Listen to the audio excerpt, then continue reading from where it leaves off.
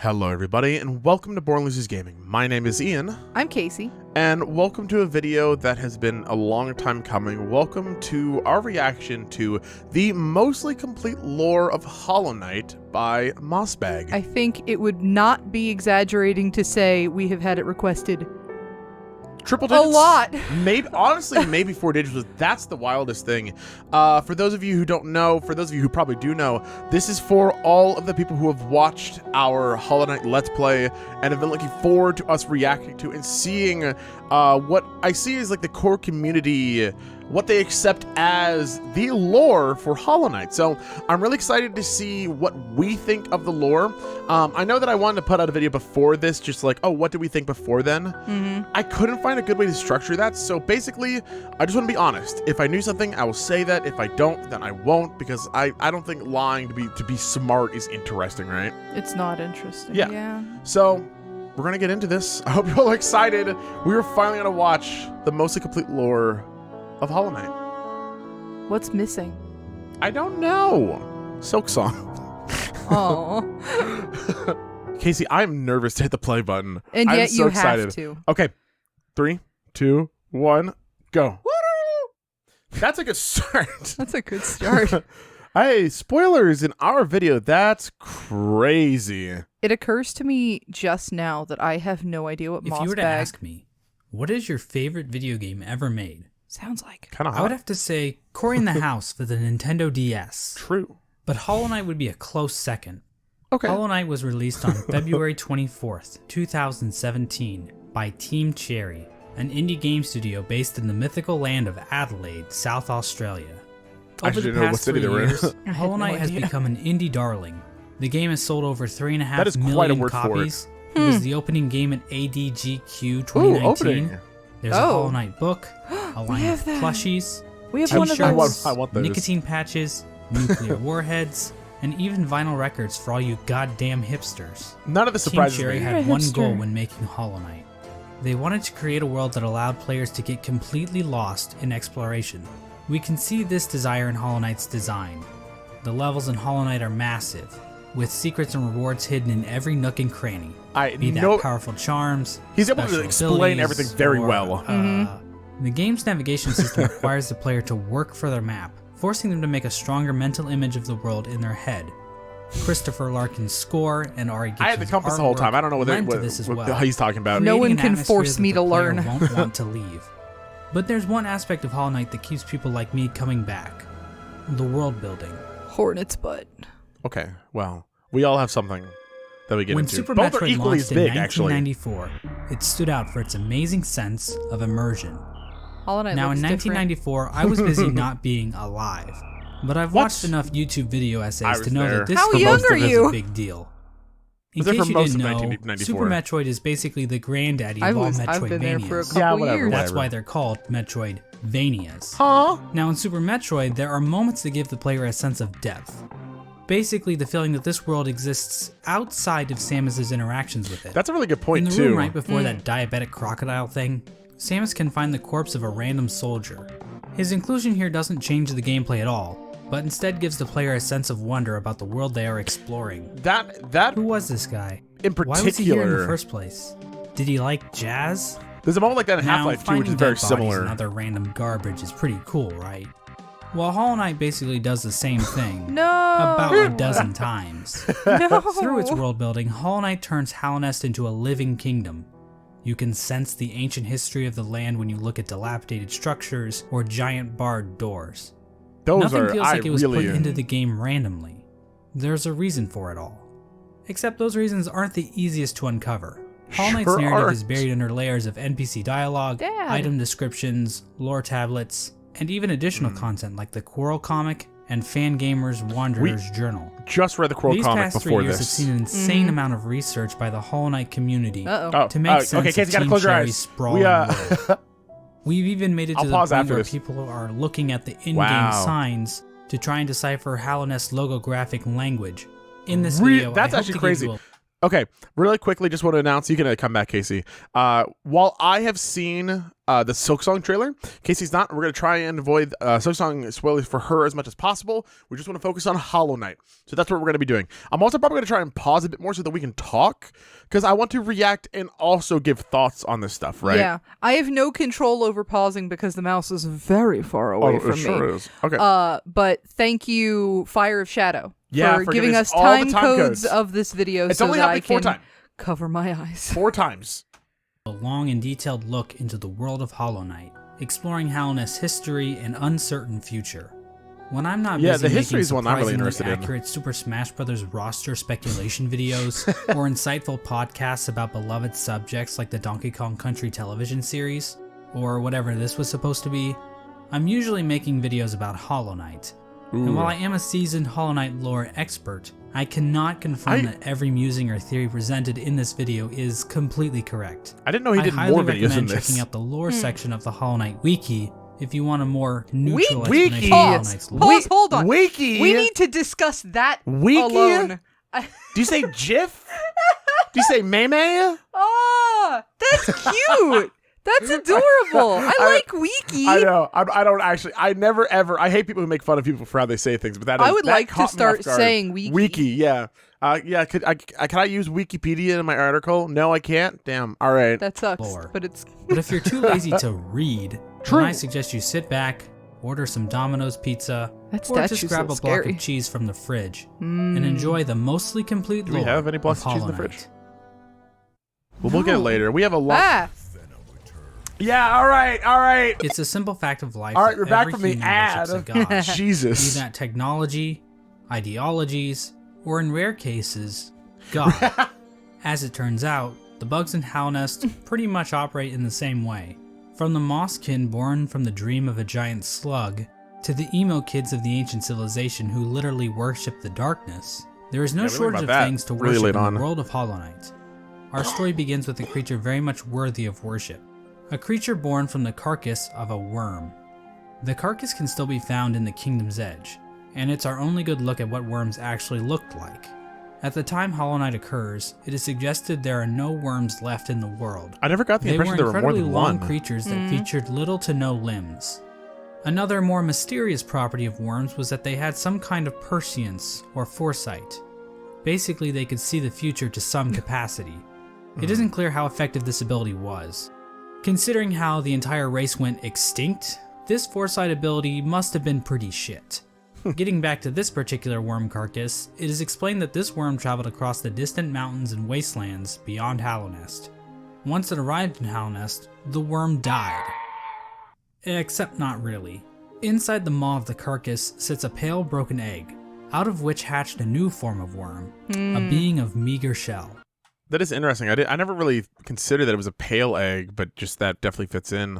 But yeah, I mean, when it comes to the foresight of Worm, right? Worm saw the downfall of everything, and they kind of felt like that's what shot everything else in motion, right? right. So the implication here would be they have fertilized eggs in their stomach and vomit out living babies, I mean, at least one. like a seahorse.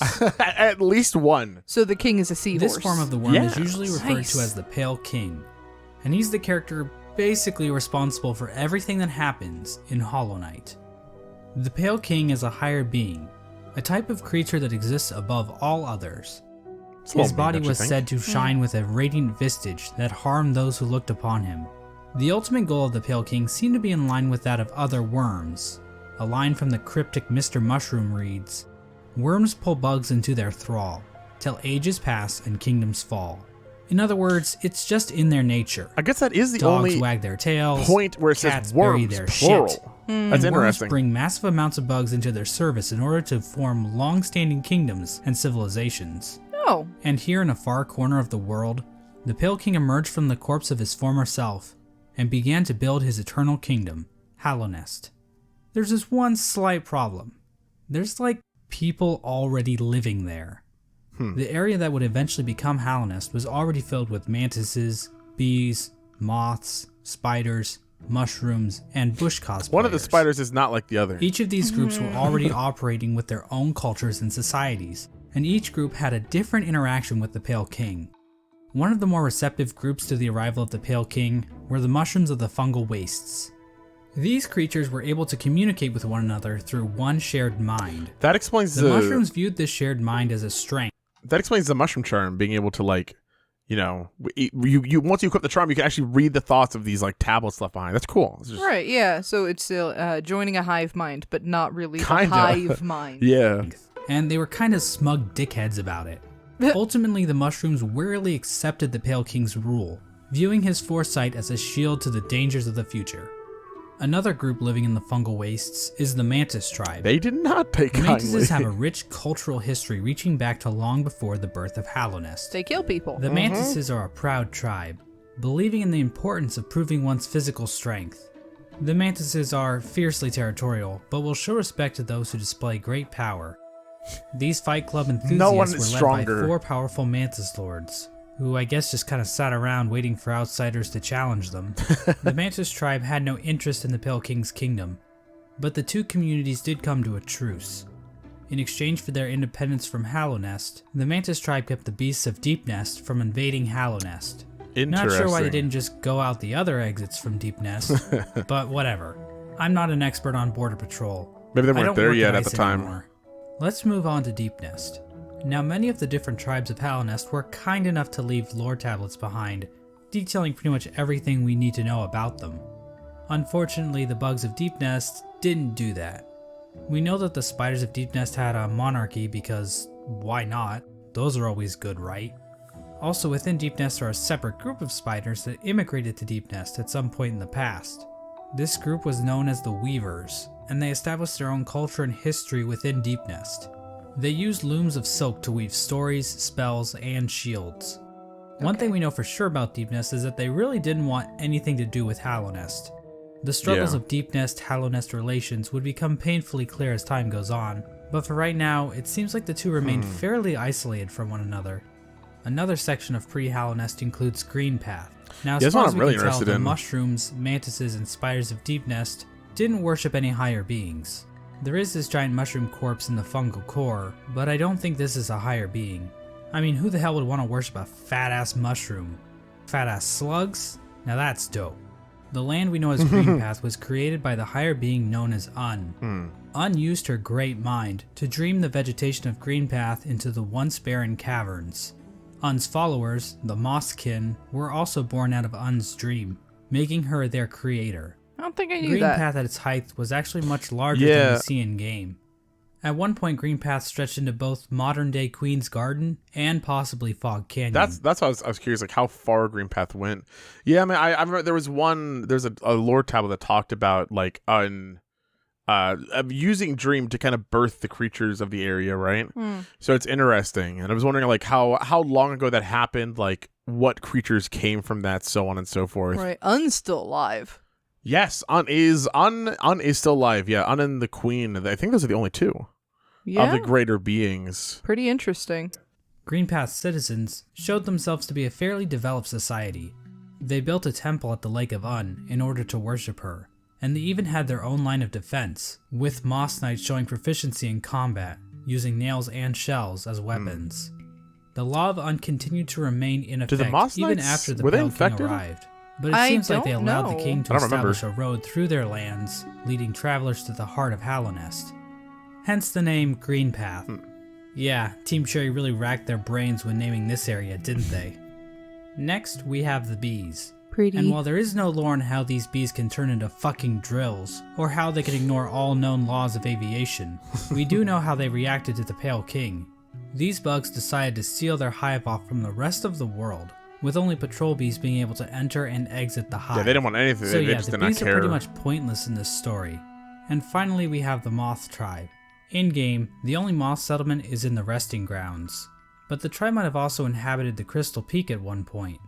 Now, as we all know, moths in real life are just Radiance complete assholes. Up on As the for cliff. moths in Hollow Knight, well, it's a bit complicated. The moth race is described as being a rather pacifist group, with few ever choosing to take up a weapon. During the Pale King's reign, the moth race delved amongst dreams and the dead, displaying the importance of remembering those who have passed, as well as learning how to shape dreams themselves. Similar to the Mosskin, The Moth Tribe was born from a higher being known as the Radiance. The Radiance is described as being a light in which the Moth Tribe basked. So she was basically a giant lamp to them. Another important aspect about the Radiance is her ties to dreams and a substance known as essence. Essence are the remains of wishes and dreams, and are represented in-game by these dream-catcher particle effects.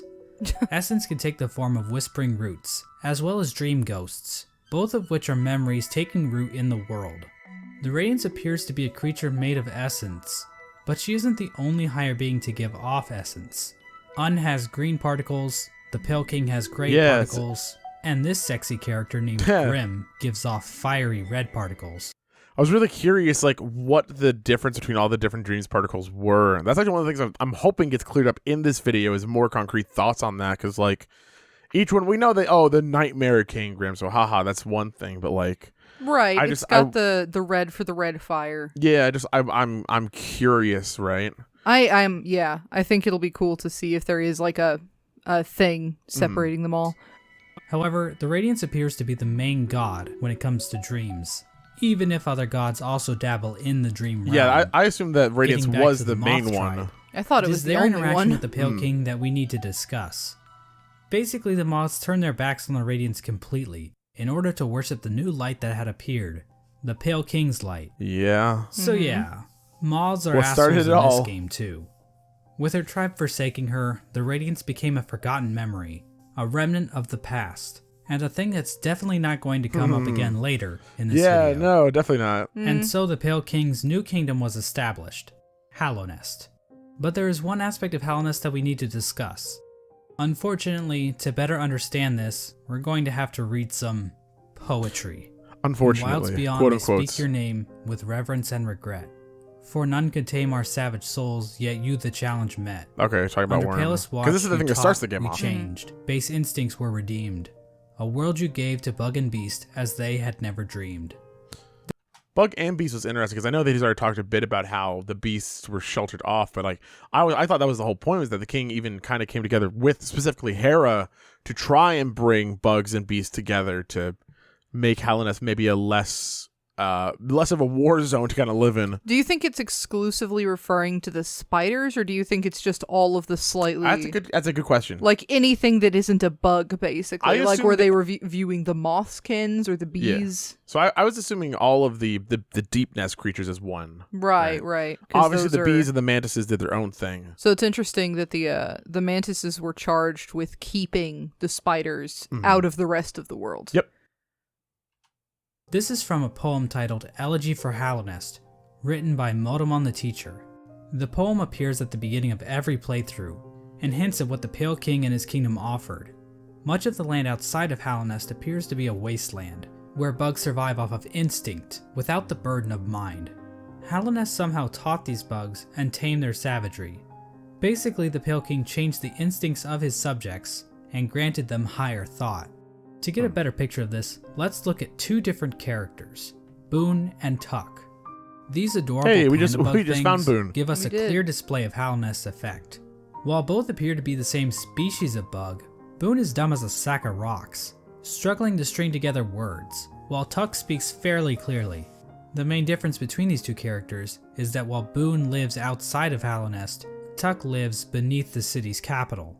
Basically, it appears as though Hallownest is a literal holy ground that raises the intelligence of those who dwell within. The Pale King established That's interesting. a path, starting I'm not positive if I agree with that one. Just because a bug doesn't say much doesn't necessarily mean they're stupid. I feel like I need to hear more on that, because that's a bit much to take away from one outside character's interactions, right? Yeah, especially since they were able to string together enough to like cook food and Also- to converse with Quirrell. What was the name of the character with the giant club? The giant club, that was I know. Cloth. Yeah, Cloth. I mean, Cloth, I believe, said that she was from another kingdom, right? Yeah, and that she was came like here. outside. So I feel like there would be more dialogue there saying, "Oh my god, I came here and I could like." Now I'm intelligent. Yeah, I always thought that what the king offered was, while it was some sort of, I mean, it's sort of like a hive mind, this sort of intelligence. I didn't think it was like an active. oh yeah, you're smarter now for living here. Right. I think it very much turns people from like it puts less of an individual mindset. Like you're not just surviving for you. Yeah. You're surviving for everyone. Yep. Right. I agree. More of a like a town situation. Mm-hmm. But yeah, I don't necessarily think that other character was stupid. Yeah. Just because they didn't say much. Yeah. Oh, we now know who Tuck's friend was that they were referring to. Maybe. You think so? Well, to Tuck. Oh, you're right. That actually, you're right. I do fully agree with that. Because we didn't know because me and you read the comic today in preparation of this video. Yeah. That's really interesting. Yeah, because they cook. Mm-hmm. Starting from the kingdom's entrance in King's Pass, winding through Greenpath and the fungal wastes, and finally ending at the massive capital at Hallownest's heart. We now know the capital city as the City of Tears, but that was likely not its original name. The rain that falls down always onto pouring the rain. sky of Blue Lake above didn't begin until after the kingdom collapsed. So unless the capital was originally named by some edgy literature student, the name City of Tears wouldn't have made much sense. The king's motivation for all this appears to have been his desire to be worshipped. The citizens of Hallownest believe that the Pale King created the world, and everything in it. Shrines to the king can be found scattered throughout the kingdom, and king's idols were created and distributed to followers of the king. Two things. One, I am very sorry for pausing all the time. We've mentioned before, we're not reaction people, so I'm just going to treat this how I want to treat it. But two, it's interesting to think that it was think that the king was just born with the desire to be led, right? To worship. To be worshipped, yeah. So, my thought was that I figured the king wanted to rule Hallownest because he saw Hallownest's future. He saw that Hallownest was doomed to die, and so thought to himself, maybe I can stop that. Maybe I can save this area. I'll bring everyone under my light, not understanding that act in and of itself is what caused the whole area to be doomed. That was what I thought. I assumed that they were able to see enough of the future to know how to get everybody to worship them, to build up Hallownest, to control all the other bugs. Yeah, and then they weren't able to see what the Radiance would do because it's a different higher being, a different form of light. We don't know how far into the future the king can see. Exactly. Yeah. So I assume that there's some things out of their vision, like stuff like the higher beings doing. Yeah. Despite the worship, the Pale King often kept himself hidden from his subjects, possibly to hide his blemishes. I mean, if you look at the size of the real Pale King to his statue in the ancient basin, the man is clearly overcompensating. The Pale King's White Palace was also built underneath the city, separating him from his subjects even more so. At the same time, certain powers became shunned in Hallownest, though we don't know for sure if the Pale King had anything to do with this. Lifeblood is a blue liquidy substance that leaves those who drink it feeling refreshed. However, the use of lifeblood was seen as a taboo, and those who used it were demonized as heretics. What? The use of soul I didn't think we saw anything like that in game. Soul is a sort of life force in Hollow Knight that animates the bodies of living creatures. Where I'm assuming he's going to talk about it more. That's interesting, especially since the only person we see surrounded by lifeblood is like a dead little girl. Yeah. With little bows in her hair. Heretics! I know. I'm curious to see where more of those thoughts come from. But some characters are able to control the soul of others to conjure powerful spirits. But aside from a few exceptions, no citizens of Hallownest ever used this power. However, the Pale King didn't rule alone. There was another higher being in the mix, a being known as the White Lady. The White Lady is a weird brute-like being that can be found in the modern-day Queen's Gardens. She is encased in a strange cocoon, and we know very little about her. With as much exposition we get for the Pale King, there is next to nothing on the White Lady. But one thing we do know is that she likes to breed. Like, a lot. The White Lady would often retreat to the Queen's Gardens, an area of land once controlled by the Mosskin. How exactly she walked around and actually went places is a lore question too deep for even my expertise. Pops back out somewhere The White else. Lady is also known as a you pale ever seen being, an octopus along crawl? with the Pale King. Oh god. What exactly are pale beings? Well, we don't know for sure, but they seem to stand out even amongst higher beings, as being even more powerful. I know that's a little confusing, so let's try using an example. Hit me up. I'd say that regular higher beings are like a TP-Link Archer C7 AC1750 wireless dual-band gigabit router, while pale beings are like the Asus Yeah, let's make this RT-AX88U as AX6000 complicated as dual band possible. 8x gigabit Wi-Fi router. No, I Under understand the now. Pale King, Hallownest underwent a bit of an industrial revolution. He ordered the construction of the stagways, which were used to transport passengers and goods. The forgotten crossroads and the storerooms above the City of Tears were used to store goods that traveled along these stagways. I mean, The king also ordered that's something so simple I never really thought about. Why is it the Forgotten Crossroads? Oh yeah, because the stags came around and then you don't gotta walk anywhere anymore. Yeah. I'm just stupid. As much as I figured out, I am amazed I didn't think about that fact once. It's like, yeah, it's Forgotten Crossroads. Nobody comes here anymore. I just thought everything had kind of a sad name. I know. You know? There's like the Forgotten Crossroads, the Wailing Caverns, or whatever the hell, Texas. The sad beehive. Everything's the sad. construction of the tramways, sad because beehive. literally no one is safe from the threat of automation. A tram was built between the Forgotten Crossroads and the resting grounds. A second tram was built from the kingdom's edge across the ancient basin over to Deep Nest. And then a third tram was started in Deep Nest and attempted to go further into Deep Nest. Not sure how useful that would have been to the bugs of Hallownest, but whatever. The Pale King's a smart guy. I'm not gonna question him. But anyway, the Pale King's super smart plan to build a tram in Deep Nest ended up getting a few of his tram workers killed. The bugs of Deep Nest rejected the Pale King's attempt to build a tram in their territory, further cementing the poor relations shared between the two groups. I wonder if that was before or after Aside the from King's convenient Dalliance. fast travel, regular pathways were also used to cart goods around the kingdom. From this was born probably one of the most important groups in Hallownest, and perhaps even all of fiction. An elusive guild Yes! of bugs, simply known as the Menderbugs, took to maintaining the various signs scattered throughout Hallownest. Oh, thank God. From the journal entry of This one is very Menderbug, important. we can catch a glimpse into their ancient and unknowable minds. Dear, dear diary, isn't life just the most beautiful thing? Fixing signs, mending posts, let them break, I say. I'm a better mender for all that repairing. I sometimes doubt there's a single bug in all of Hallownest happier than me. Another I hate- example of the I have Pale hate in my King's heart. expanding infrastructure is the Crystal Peak. This is one of the most This area interesting is filled places, with I think. crystals that grow rapidly along walls, ceilings, and even the shells of certain bugs. I really hope they talk about These the crystals crystal were in this considered video. valuable to the bugs of Hallownest, resulting in large-scale mining efforts. We don't actually see the crystals used anywhere else in Hallownest, but they are said to contain a sort of energy. The crystals are also said to sing, if you listen very carefully.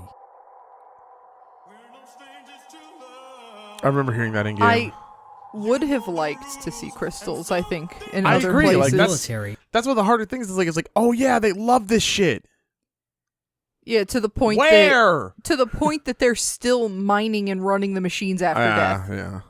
Hallownest's first line of defense appeared to be a group simply known as the Five Great Knights. Oh yeah, we didn't. Water Knight, the freaking pale or the Pale Mourner, Yeah.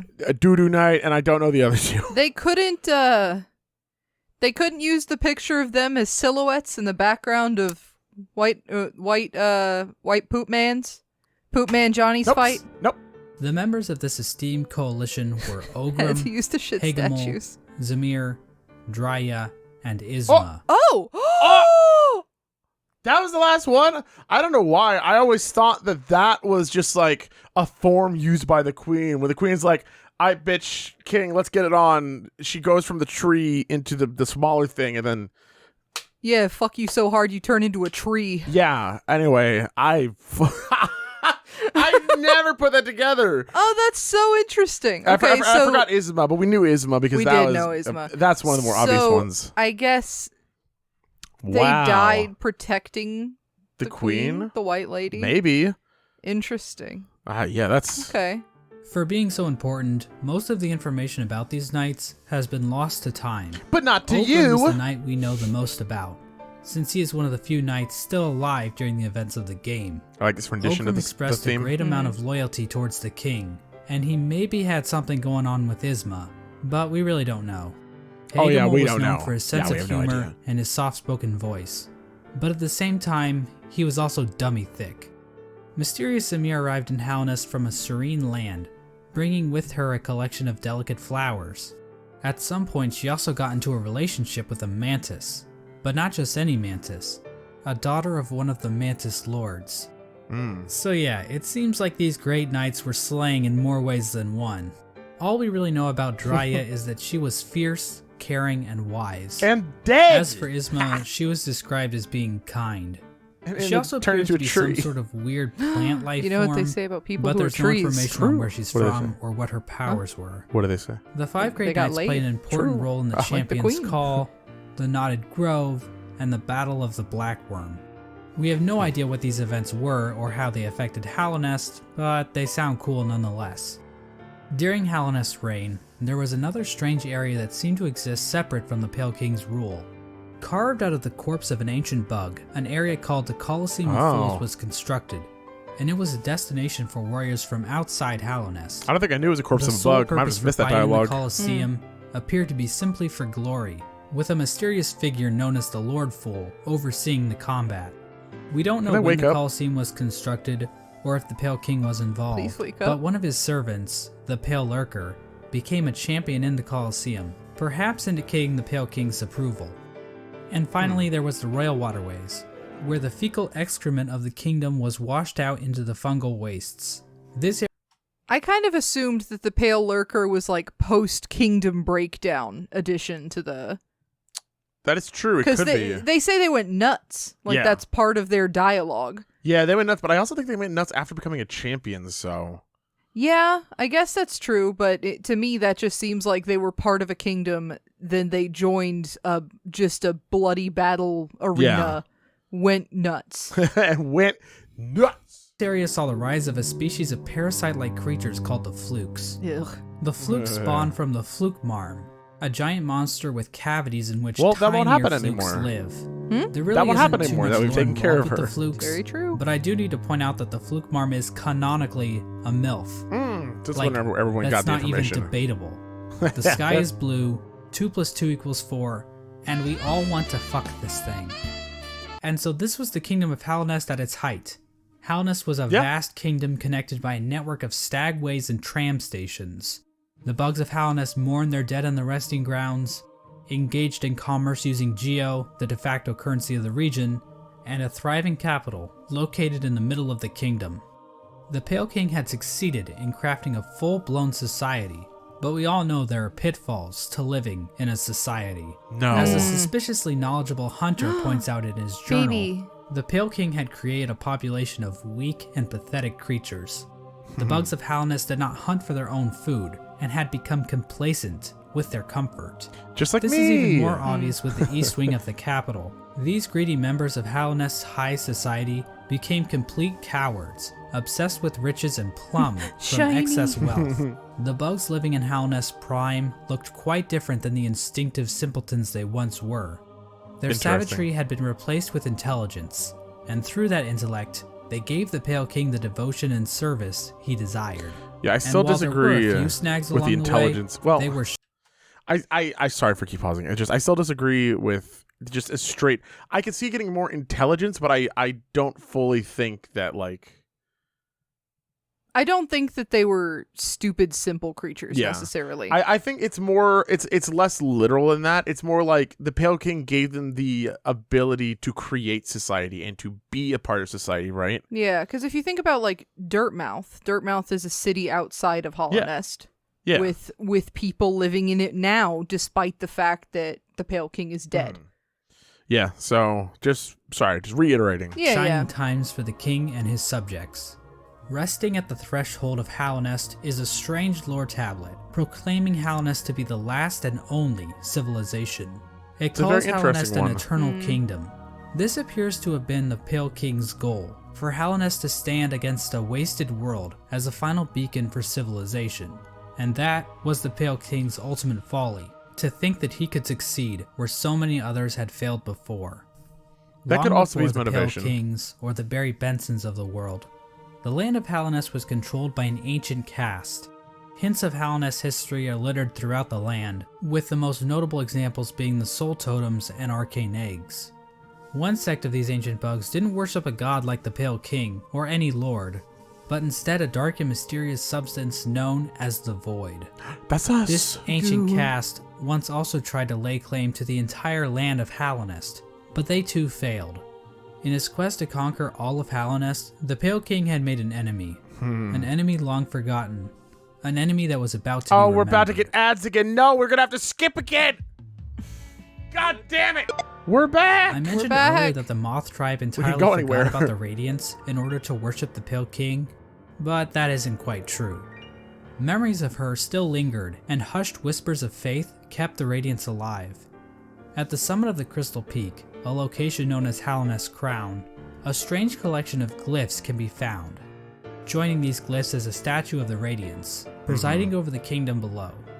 This old Pretty. summit is the sole standing shrine left to the Radiance. I didn't think much This about was why they built were in order glowing. to keep the memory of the Radiance alive. The Radiance's light began to appear in the dreams of Hallownest citizens. This light manifested itself in an infection that ravaged through the kingdom's tunnels. Those infected would fall into a deep sleep and awaken with broken minds. Some of the lesser bugs tried to resist the Radiance's light, which only resulted in them being consumed by it even more so. Many infected bugs lost their wills and began attacking bugs that weren't infected. The infection also twisted the bodies of its hosts, causing them to bloat and occasionally develop orange cysts on their bodies. For many victims, they were reverted back to their basic instincts, carrying out the duties they once fulfilled in life, but now as mindless slaves. Those caught up in the infection were linked into the Radiance's hive mind, allowing her to control their bodies if needed. As the infection spread across Hallownest, many groups looked to solutions to fight off the Radiance's light. The gates to the City of Tears were closed in an attempt to keep the infection from reaching the city. I was wondering if that was the reason why it got Stagways closed were also off. shut down at some point, and many of the stags eventually died out. No. But some took more It's so proactive sad. efforts against the infection. The scholars of the Soul Sanctum decided to harness the power of Soul in an attempt to fight the infection. This resulted in the deaths of hundreds of bugs, whose souls were sucked out and injected into the bodies of the scholars. Jesus. Their goal was to achieve some kind of pure focus, which would somehow protect them from plagues of the mind.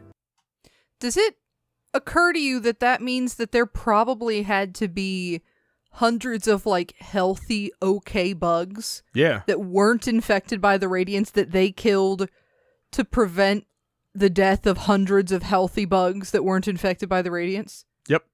It's like the Hallownest had to be huge, right? Yeah, but Like, it's just so funny. It's like, let's protect bugs by just Well- killing a ton of bugs. well, but it's to protect the future, right? And that's the tragedy. And it's like, all right, we have to try and kill you so that maybe there could be a future. Because if not, there is no future. Yeah, but then they kind of went nuts and just kept doing it. Well, And kind it didn't of. it didn't even work. They're infected. I know. Well, they thought it was going to work, and I think at some point the Radiance even lied to the Soul Yeah. Tyrant. It was like, oh yeah, keep doing this. This will keep you safe. Yeah, I do feel like, regardless of your intentions, if you kill hundreds of people, you Probably not for the probably best. suck. Yeah.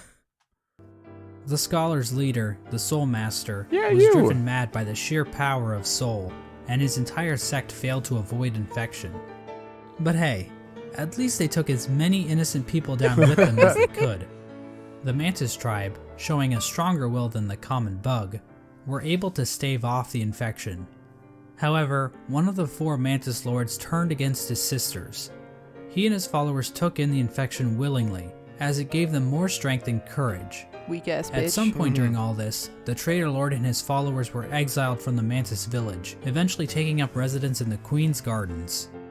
The Traitor Lord's daughter ended up dying at some point.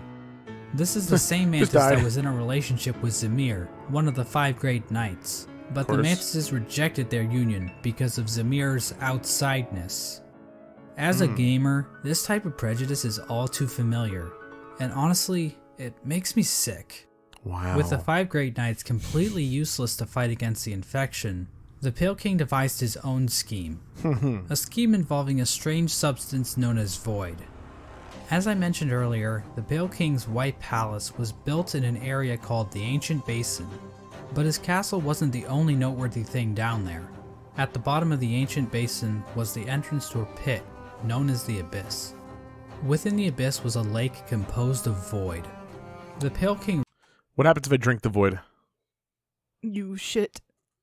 I hope by the end of this Mossbag answers the question. I just want a normal bug to drink the void. What happens? And we got to find out. If he doesn't, we're just gonna. I'm gonna make my own. We can't do this. We can't watch anymore. I'm gonna make a video called "The Full Complete Lore of Hollow Knight," and it's just gonna be his video re-uploaded, but for 5 minutes you talk about what happens. And then everyone goes to other people and it's like, you should watch your Brothers Gaming lore video on Hollow Knight. And Mossbag's in it. Yeah, I remember Mossbag. Yeah, that was cool when he knew stuff, but he didn't know anything about void, what happens when you eat it. So I watched the Boilers Gaming one now. I don't think it would taste very good. I know, absolutely not. It probably like just straight molasses. Yeah.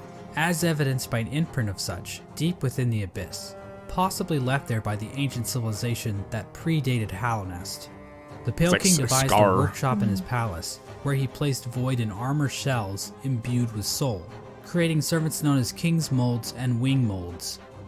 These void creatures were somehow imprinted with the desire of the Pale King, so that they would serve him. Oh, look. There's stuff going on to them. That's really interesting. Creatures. There is evidence to imply that even common bugs were aware of King's Molds. But the point is, the Pale King turned to the void in order to create another creature, one that he believed could contain the Radiance and her infection. I was kind of right. He tried to create a pure vessel. The Radiance's infection needs its host to have a will and a mind in order to enslave it. A pure vessel would be a creature made of void designed to lack those features. The Pale King believed that by harnessing the void inside a pure vessel, he would be able to stop the infection and keep Hallownest lasting eternal. But his method for creating this so-called pure vessel was incredibly cruel. This is where the White Lady and her King Kong-sized libido come into play. These two higher beings engaged in a union of some kind, resulting in the creation of several eggs that were dropped down into the abyss. Really? There, the void seeped into these eggs, corrupting the offspring of the Pale King and the White Lady.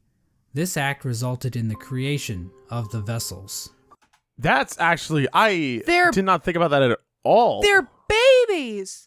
Wow, because I just fully thought they were just created from the void itself. Just I thought they were scoop up some void, Play-Doh it a little bit. Yeah. Bam. I thought he made like helmets of plaster Paris and just dumped some void in. Yeah, I mean, same with the King's Mold were clearly made by just pouring void in and then like giving your old King's seal and bam. That's actually really weird because the armor was just armor. Yeah. With goo put inside of it. So it's strange that these aren't. Yeah, also the fact that the egg resembles so... Now, granted, the egg does resemble that of the king, right? So clearly the king had to have something to do with it. Right. Because the eggs that the vessels were born from are almost exact. They're just a black version of the pale egg that was inside worm. Right, so they were born. Yeah, but I really didn't think that, like, the pale lady would have been the one. Yeah.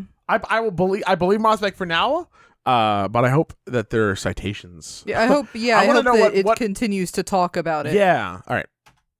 The vessels are not technically considered to be alive. They are shells created from the Pale King and White Lady that have been filled with a void.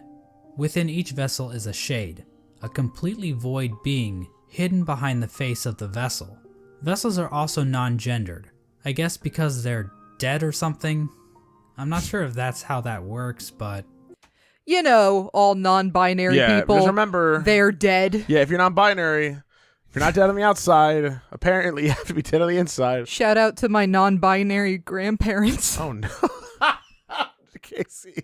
Whatever. I'm not an expert on these kinds of things. I don't work at ICE anymore.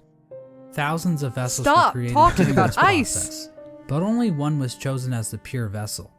This particular vessel, chosen by the Pale King, was deemed the Hollow Knight, and was taken away to the White Palace. But I want to take a bit of a closer look at this part of the story. There are a number of questions and theories surrounding this moment that I really want to dig into. The big question surrounding this moment is, why was the Hollow Knight chosen over any other vessel? One common theory is that the Pale King took these vessels back to the White Palace and evaluated them using his giant collection of buzzsaws. This theory is probably the least likely explanation. It kinda exists just to explain the buzzsaws, which is quite the mystery, I'll admit, but doesn't really mesh with the vessels very well. How does being good at Super Meat Boy prove that you are a worthy vessel? True. And while thinking about logistics in a game about magic bugs is never a good idea, How exactly did the Pale King transfer these thousands of vessels to his palace without characters like the Dung Defender finding out? So this means that the Pale King probably made his decision without taking any of the vessels out of the abyss. So how did the Pale King make his evaluation? The biggest horns. I think the best explanation comes from a theory I originally heard from a user named Golden Flower Fan. Basically, the vessels were hatched down at the bottom of the abyss, and the first one to make it to the top was chosen by the Pale King. In a memory of this event, we see vessels falling from above back down into the pit of the abyss. Perhaps these vessels weren't being cast down into the abyss, but fell while trying to escape out of it. The lore tablet outside the abyss appears to support this theory. It reads, "Our pure vessel has ascended. Beyond lies only the refuse and regret of its creation. We shall enter that place no longer." This tablet was likely written right after the Hollow Knight was chosen, considering that is when the entrance to the abyss was sealed off. The tablet proclaims that the pure vessel has ascended, or in other words, climbed out of the abyss. And while cut content should never be considered canon, I would just like to point out that an earlier version of this tablet, found in the game's code, was even more explicit about this. It read, "From below, our pure vessel has ascended." But how does making it to the top of the abyss first prove that the Hollow Knight is somehow a perfectly hollow vessel? Very Well, nimble. I think this whole concept might just be a misconception. What if the Hollow Knight wasn't any different from the other vessels? All the vessels were made in the exact same way after all. The idea that the Hollow Knight was somehow more hollow than the other vessels comes from the fact that there were so many vessels created in the first place. If they only needed one, then why create so goddamn many? I mean, this is like Octomom on steroids. Well, these are bugs we're talking about, so it would make sense that multiple offspring would come from one egg. And it might have been a precaution to produce multiple vessels in hopes that at least one would be able to successfully escape the abyss. Now That's another fair. explanation could be that the Pale King just yeeted other vessels that made it to the top first, after determining that they weren't hollow, which would better explain why so many were created. Ultimately, the exact details aren't super important, but I do find it interesting how many different interpretations can be pulled from this part of the lore. Yeah, I will say a little bit. Even hearing what is, I guess, considered more canon as to why there's so many. If this is just the reason as to why there's so many, it feels less like it was trying to be a story beat and more like it was just trying to be an aesthetic thing. Yeah. Which is a little disappointing. I was hoping there would be a better, like, maybe some lore we didn't read, something like that. Because without any more lore than just that, and it's like, oh, so there were so many just because they couldn't climb. Or, I mean, I like the other one a little more, that the King Purser's like, I don't like you. Bam. You're not hollow enough, right? But, like, because, yeah, no, that's just, it just feels like it's trying to be aesthetic more than anything else. Maybe the king opened up his trench coat and showed his glorious shining body. And if you didn't immediately stumble backwards and die, it meant you were empty inside. And he would take you with him. That's funny. Because they did say gazing upon him would kill you. True. So maybe he was just like, bam, and it's like, And like, oh, you have a crack, soul, yeah. and you crack in half and fall back down. Funny. But yeah, I'm not sure if I 100%, like, it seems like it's pretty well written out, and I get why, like, so many people would accept that climbing out was the reason. Yeah. But I'm not sure if it meant it quite so literally. Yeah. Like, just climbing to the top was all that was required. I know that's it feels like it feels a little weak in comparison to so much other stuff in the game, which is that's the only reason why I'm a little apprehensive on it. But yeah, I mean, I think it's cool. I think the idea that he had to climb up, or they had to climb up all the way to the top to get to the king. Yeah. And he chose them. Yep. But it's interesting to see that Ghost climbed up immediately after. Too, because yeah, it's almost like saying they could have been. Ghost could have been. Yep. Fully agree. How did Ghost get out? After the Hollow Knight was chosen, the Pale door King was sealed sealed. the I know. doorway to the abyss, leaving the discarded vessels to rot away in darkness. These actions were not taken lightly by the Pale King or the White Lady. Both participants expressed shame in what they did, but saw no other option to save the kingdom. But the vessels weren't the only poor saps sealed away in the abyss. There's also a lighthouse that was built on top of a naturally formed spire, its light shining down on an ocean of abyss below. So, do you have to be sexually invested to have a bunch of Pale King babies, do you think? I don't know. How do you get it up when you're like, I'm going to throw these eggs right into an abyss? Babe, it's 9 a.m. Time to get dicked. I don't think that, I don't know if that makes the Pale King a very good person. Yeah. I don't know if I could have sex under those circumstances. It's a little rough. Inside was one of the Pale King's royal retainers, who was left in charge of keeping the lighthouse turned on. And I guess his to keep the sister- void at His bay. soul was willingly sealed I guess in to keep a the dark void and at bay? dangerous tomb for the rest of his life, just so he could not pull a lever. Well, at least he was living with purpose. With the abyss sealed and the Hollow Knight chosen, the Pale King's plan was beginning to come together. The Hollow Knight was raised and trained to prime form, causing it to grow several times its original size. We don't know exactly why this happened, but I guess the Hollow Knight is just a grower and not a shower. We know that the Hollow Knight was trained to use a nail, but why was this even necessary? One That's possible true. explanation is that the Hollow Knight needed to protect itself in case an intruder tried to kill it. You know, like the player. Or perhaps this was important in the process of containing the Radiance. Unfortunately, the details of that are never fully explained. Had to fight The it. Hollow Knight might I mean, have honestly, somehow focused the Radiance inside itself, but Team Cherry gives us no explanation of how that might have worked. But that still wasn't enough. Might have had to fight it first, similar because we fight it and we just kill it, right? Yeah. Which is my only complaint about the game. That is literally my only complaint about Hollow Knight is that we just defeat the Radiance.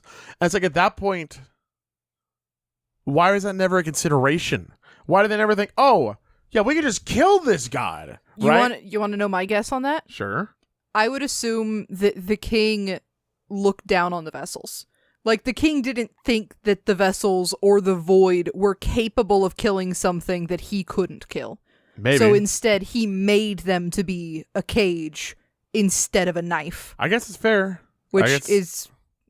It's like, come on, man. Have faith in your hundreds of babies. Children. Enough for the Pale King.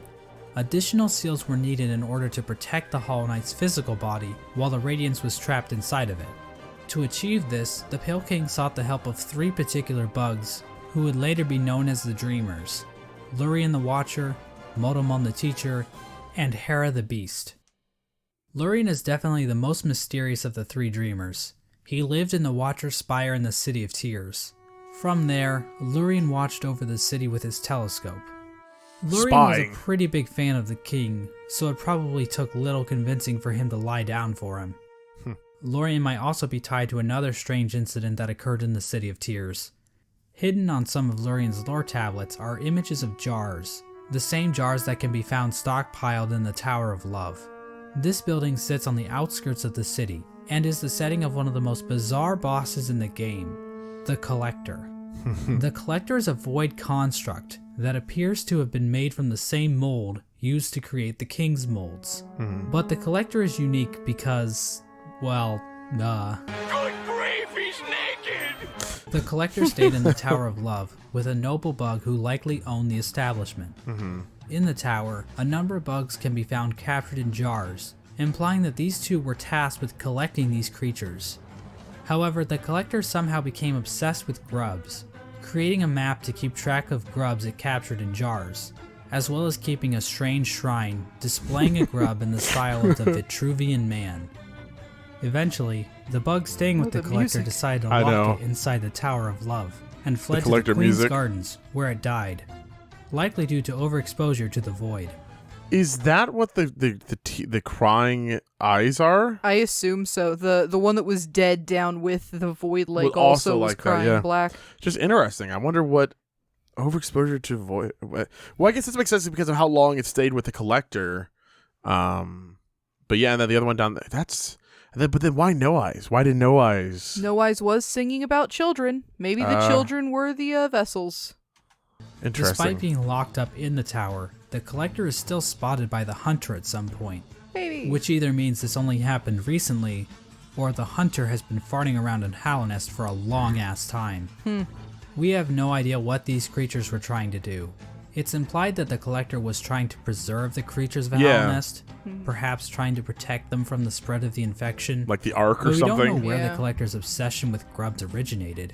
And while Lurian does seem connected to all of this, we don't know how involved he was with this operation, or what its end goal exactly was. Motomon the teacher lived in the teacher's archives, a library built atop a lake of acid in And the Fog bombs. Canyon.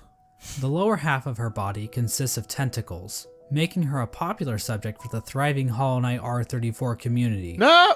The archives and the Fog Canyon as a whole are also filled with these strange Metroid knockoffs.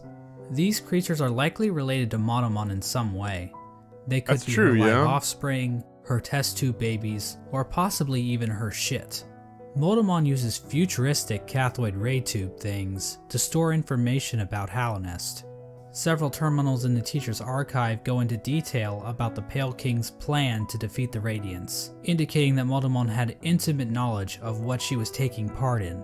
Finally, the Pale King sought the help of Hera the Beast, the Queen of Deepnest. Now, as I mentioned earlier, relations between Hallownest and Deepnest were kinda not great. Unlike the other two dreamers, Hera needed to be convinced in order to help the Pale King. Makes sense. Hera I'm would surprised she eventually did. agree to become a dreamer in exchange for a child. The Pale King agreed, and the two engaged in a dalliance, which is a fancy way of saying they totally boned. No! I didn't need to see that. The White Lady was All right, okay well, with we this saw that arrangement. regardless. In fact, Cool. she might have been watching from the closet. No! The motive behind Hera's request is The pale never cuck. elaborated on, but it appears as though the King of Deepnest was dead at this point. Hera was a common bug, so perhaps she desired the Pale King's pale seed so that her child could be of high birth. The bargain between Hera and the Pale King resulted in the birth of Hornet. She became known as the gendered child because, unlike the Pale King's other children, Hornet was not hollowed out by the abyss. Hera and Hornet spent little time together, as Hera had to make good on her end of the bargain. And so the three dreamers were put to rest. Through their actions, a Is that really it? That's it? Boom, that's Hornet. Okay, cool. I mean, that's sad, but also maybe it wasn't necessarily about like high birth. Maybe it was about freedom. Hornet was able to wander because Hornet wasn't just a beast, you know? Yeah, I guess so. And also, I still- she's strong as fuck. I know. Okay, all Because right. if she's part pale being, Mm-hmm. then she's probably stronger than just the beasts, right? It's really interesting that because so many of these creatures have just the full black outline and that's their body. Mm-hmm. And at first I was like, oh yeah, that's the void, but no, because there's so many creatures that I think even Elderbug is just black, and and the Hornet's bottom half is black, and I assume that was void. Yeah, Quirrell But- has bug black arms. Yeah, but I guess no, those don't coincide at all. Yeah. It's just a coincidence. Granted, when Ghost dies, it is just the head that cracks open and everything else falls out like an egg. Yeah, I know, true. And other bugs when that happens, that doesn't happen. Right. So Which is why originally I thought it was just the head was made and the void was put inside of it. yeah, But yeah. interesting. seal was placed over the black egg, prohibiting entrance into the chamber. These dreamers also had their own protection. At the base of Lurian's spire, the Watcher Knights guarded access to their master's body. Motomon's body was protected by a giant jellyfish named Umu. On top of this, Motomon entrusted her servant Quirrell with a mask which would be required to break an additional seal she had placed over herself. So she basically is double wrapping herself. As for Hera, we're not really sure what protected her, since it is never actually seen in-game. We don't know where this creature is hiding, but whoever it is, they really suck at their job. Now there appears to be one more element to the Pale King's plan. Well, I mean, I- Hornet was protecting her. well, not only that, but I mean, I figured, well, kinda, I guess, because Hornet wasn't there when we came by to, I but mean, she Hornet- honestly she allowed it to happen. Well, Yeah. Well, that's the weird thing. She allowed it to happen when you do the whole Hornet thing first, but if you don't do the Hornet stuff first, she's just not there. Yeah. So my thought is then, I figured because there is that beast that has the 8 things coming up, and there's 8 puppets that come by and grab you, right? Right. I assume that usually takes care of anyone, but something about us was able to break free for whatever reason. That was a cut boss, wasn't it? I thought somebody mentioned Somebody said that was a but cut boss. I don't want to, as even Mossbag said, I don't want to use things that aren't That's very canon. fair. But also, like, I kind of wonder if the implication there is that Hornet killed the thing that was supposed to be protecting the queen Maybe. because she let you go to it. Yeah. That hard to say. It is hard to say. It's all speculation, but that would be what I chose to speculate. Yeah. Involving the Weavers. Hidden away in the Weaver's Den is an I remember incomplete this. seal of We don't really binding know. woven from silk. This design prominently features the Hollow Knight's head and can be found in the White Palace, as well as blocking the exit during the Hollow Knight fight. Ooh, that's Silk cool. spools created by the Weavers can be found in the Stag Station in Deep Nest, as well as the Stag Station next to the White Palace. These spools can also be found in the Pale King's workshop. Oh. We know that the Weavers were closely tied to Hera and Hornet, so their actions might have been a part of the deal between the Pale King and Hera. Once the What Hollow is Knight it? was ready, the Radiance was somehow channeled into the vessel, which was then placed inside of a giant black egg located in the Forgotten Crossroads. This egg was built to sustain the Hollow Knight, and itself appears to be fashioned from void. The Hollow Knight was True, chained up, interesting. and the entrance to the black egg was locked behind a powerful seal created by the three Dreamers. Initially, this convoluted plan actually worked, and the infection was successfully contained. Memorials to the Hollow Knight and the Dreamers were erected in the City of Tears and the Resting Grounds. But this is the part of the story where things get a little bit hazy. By the time these statues were constructed, citizens had taken to writing on parchment woven from spider silk, which was all destroyed when water started pouring down onto the city. We don't know how long the Hollow Knight was able to completely contain the infection. Bugs from Dirtmouth used to go to the Temple of the Black Egg to pray, saying they felt at peace within the walls. But after a while, they stopped going, perhaps indicating that the infection was beginning to leak out again. The infectious air That's where it leaks continued to from. seep through Hallownest for years, eventually even reaching the deepest parts of the kingdom. As it turns out, the Pale King's pure vessel wasn't quite so pure after all. The Hollow Knight had been tarnished by an idea instilled. This is what While the this is game what I never want to hear explicitly about. tells us what that idea was, it does hint strongly at what it might be. Hidden away in the White Palace is a memory showing the Hollow Knight and the Pale King sharing a moment. The Hollow Knight might have developed a parental bond to the Pale King, and who could blame it? The Pale King is a pretty great dad after all, you know, if you ignore the infanticide and everything.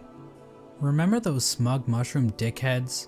Well, it turns out their trust in the Pale King was a complete mistake. That shared mind isn't looking too good now, is it? In the fungal core, the corpse of a giant mushroom lies dormant. Its final thoughts were, "Pale worm, what good to see a demise unavoidable?" This could imply that the Pale King always knew that his kingdom was doomed. All he could do was delay the inevitable. That's why I thought what I thought This earlier is in the likely video. the moment That when line's Hallownest, what made as me it think once that. was, entirely collapsed. The Hollow Knight had not completely stopped the infection, and while it may have taken a while, Hallownest was eventually brought low. It's at this point that characters and areas begin to resemble as we know them in-game. When it became clear that the Hollow Knight was not able to contain the Radiance, the Pale King resorted to his final plan.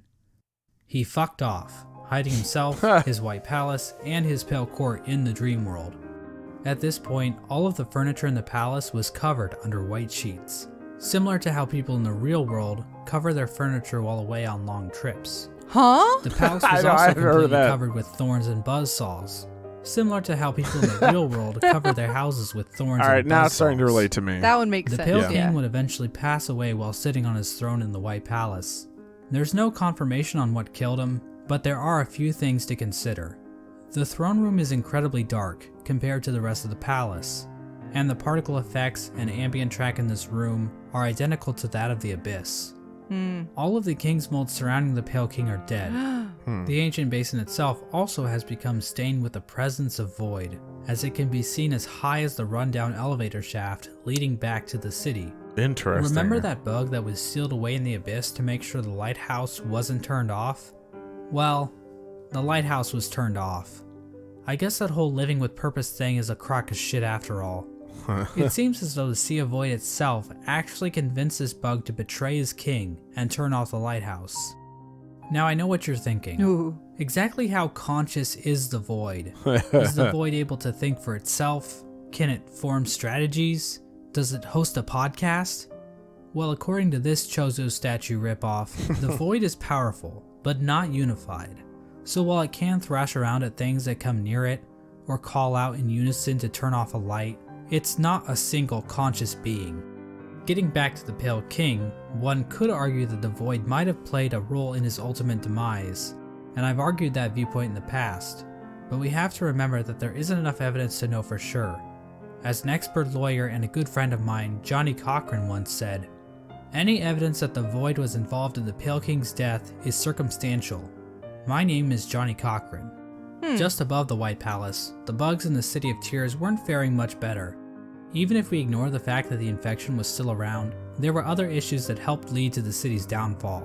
Due to the gates being sealed, some bugs resorted to cannibalism in order to avoid starvation. Gross. And there's also that metric fuckton of corpses lining the walls of the Soul Sanctum.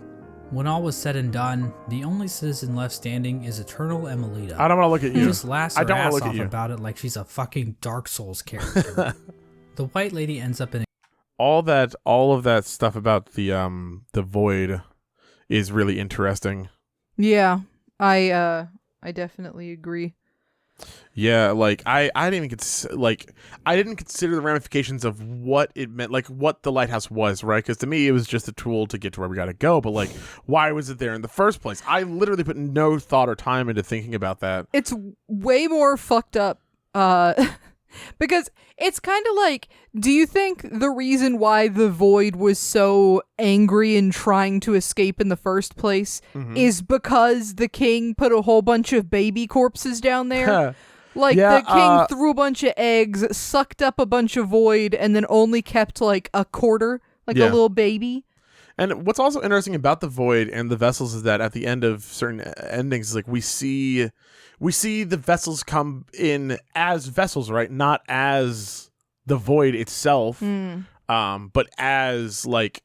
So obviously, the Void has to have some sort of remnant care about the about being a vessel, like something about being a vessel they had to have at least appreciated or enjoyed, or when you get the Void heart, the little shades that are floating around don't attack you anymore. Yeah. The other thing that hasn't been talked about yet is we haven't talked about the broken vessel yet, which to me explains the part where when we're considering like, oh, how did the king know if something was pure or not? I mean, clearly they tried to see if a vessel could handle it, and it wasn't able to. Yeah. So I'm surprised that wasn't talked about back then, because that was one of the first clear things the game felt like the game told us, is that the vessels are made to hold the infection. Yeah. But not all vessels are created equal. Yeah, and at the very least, there's a bunch of things that look like dead vessels scattered outside of the area with all the dead ones. And just think about the that area too, with the where we found the broken vessel.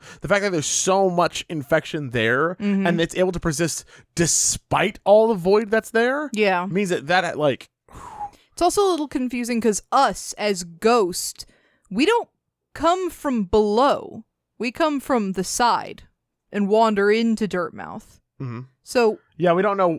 So where the hell did we come from? How did we leave the abyss? How did we leave, and how long were we gone? Yeah. I do agree with that. I wonder. In a cocoon deep within the Queen's gardens.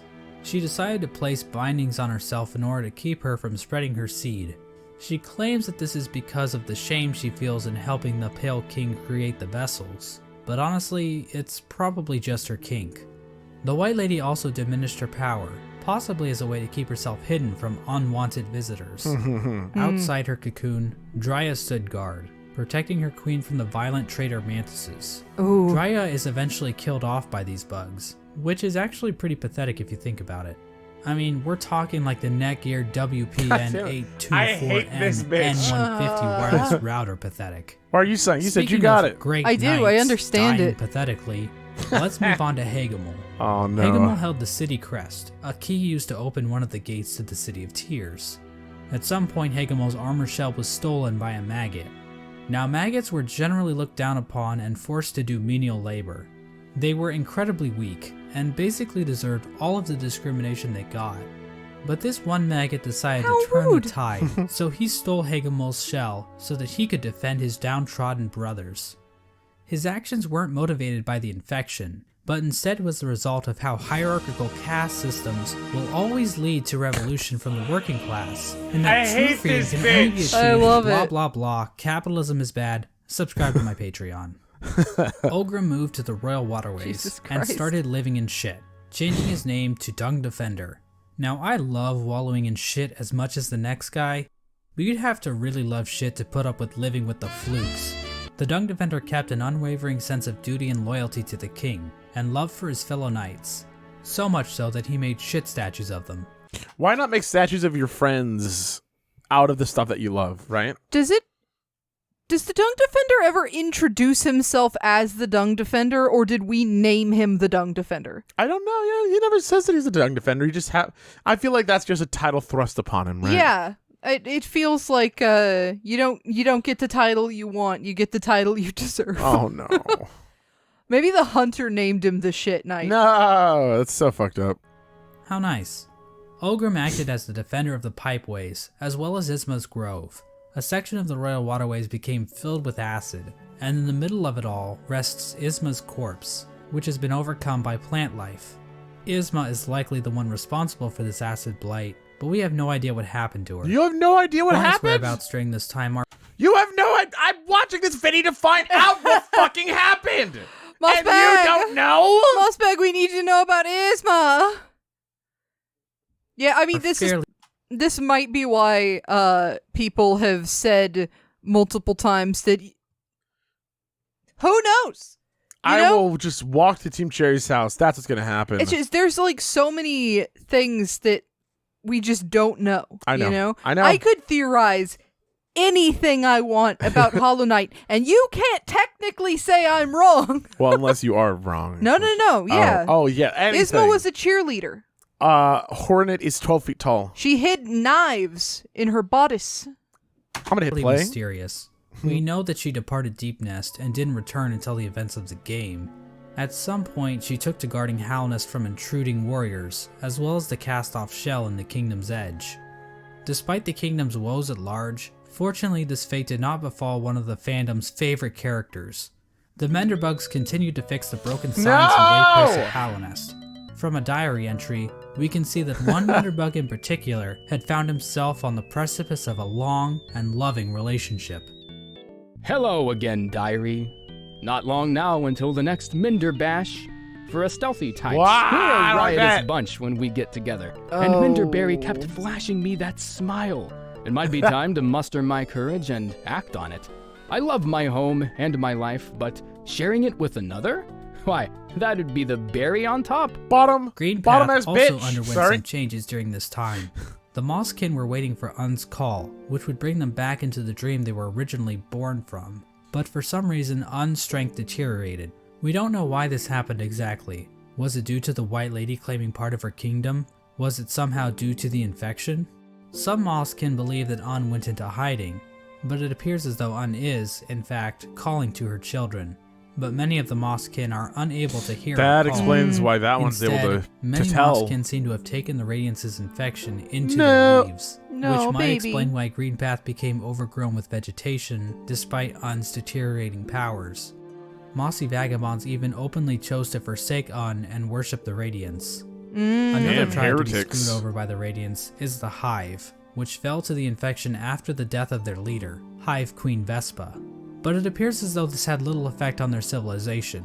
The Radiance's hive mind was already familiar to the bees, since the hive probably operated under something similar already. So in other words, the hive probably made out the best in this whole I situation. mean, yeah, they're still Let's standing. turn our Yeah, like, attention whatever. back to the moths. After all, it's their god that keeps killing everybody.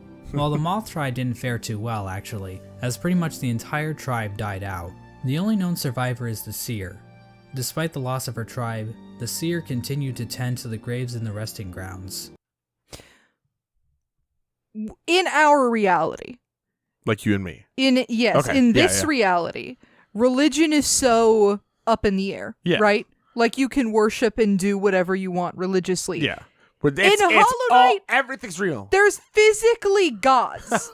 Why would you forsake your god? That's a good point. I just feel like just get a hodgepodge of all of them, right? Like if you can go down to the nice little river, Mm-hmm. and the Lord and Savior pops her fucking fat ass head out of the water. Yeah. Why would you be like, I'm gonna swap to a different god? You haven't seen him in a while, you know? That's Sorry just, I know you haven't seen him in a while, but just like your aunt and uncle, they still exist. Oh, that's really funny. It's just such a funny concept to be like, I know you're real, but you suck. So I'm gonna go to a different god now. Peace out. And all of them, Mhm. every single god, one decided to stop worshiping at the same time. Well, no, it's. I think it's around it's throughout time that some continue to change who they believe in. Yeah, I guess so. I mean, the seer kind of makes it sound like they all just like had a meeting in a garage. Yeah, it's like, and we're like, out. this Radiance bitch sucks. I'm done with her. Yep. You know, let's go to that king guy. I mean, I think the king was more convincing at the time. That's the point. Yeah, he's got a hot bod. He's Yeah. a short king. Oh my God, he was a short king. Oh, Jesus. While also waiting the arrival of the Wielder, a mysterious being that her tribe has dreamt of for a while. In the Kingdom's Edge, the land became covered in ash molting off of the worm's decomposing corpse. The Colosseum of Fools continued to thrive. The Lord Fool passed away at some point, but nobody really seems to notice or even care. Harsh. The fools inside the Colosseum were infected, but still seem to have maintained control over themselves. It seems possible that these bugs took in the infection willingly, similar to the Traitor Lord and his That's what followers. it seems like. Yeah. This would have given them an edge in combat, similar to using steroids, but without the whole shrinking testicles thing. However, even the Traitor Lord and his followers went mad, so what makes these fools any more special? As for the Pale King's champion, the Pale Lurker, well, she just went the normal kind of insane. There appears to have been another unforeseen event with the Pale King's plan. When the Hollow Knight was originally chosen, the door to the Abyss was sealed, trapping the discarded vessels within. But apparently, some vessels didn't get the memo. Vessel corpses can be found littered throughout the kingdom. There we There's go. one in the Ancient Basin, one in Greenpath, and several trapped in Nosk's lair in Deep Nest. Another vessel that escaped from the Abyss is the player character, the Knight. The exact details on how the vessels escaped the Abyss is unclear. There are indications that they might have slipped into Deep Nest through some old passageway, given void influences in part of the area, and all the corpses found in Nosk's lair. At some point, all entrances to Hallownest were closed off, with the old well and Dirtmouth being the only way to sneak back in. Despite this, several people have wormed their way into the kingdom, with few ever returning.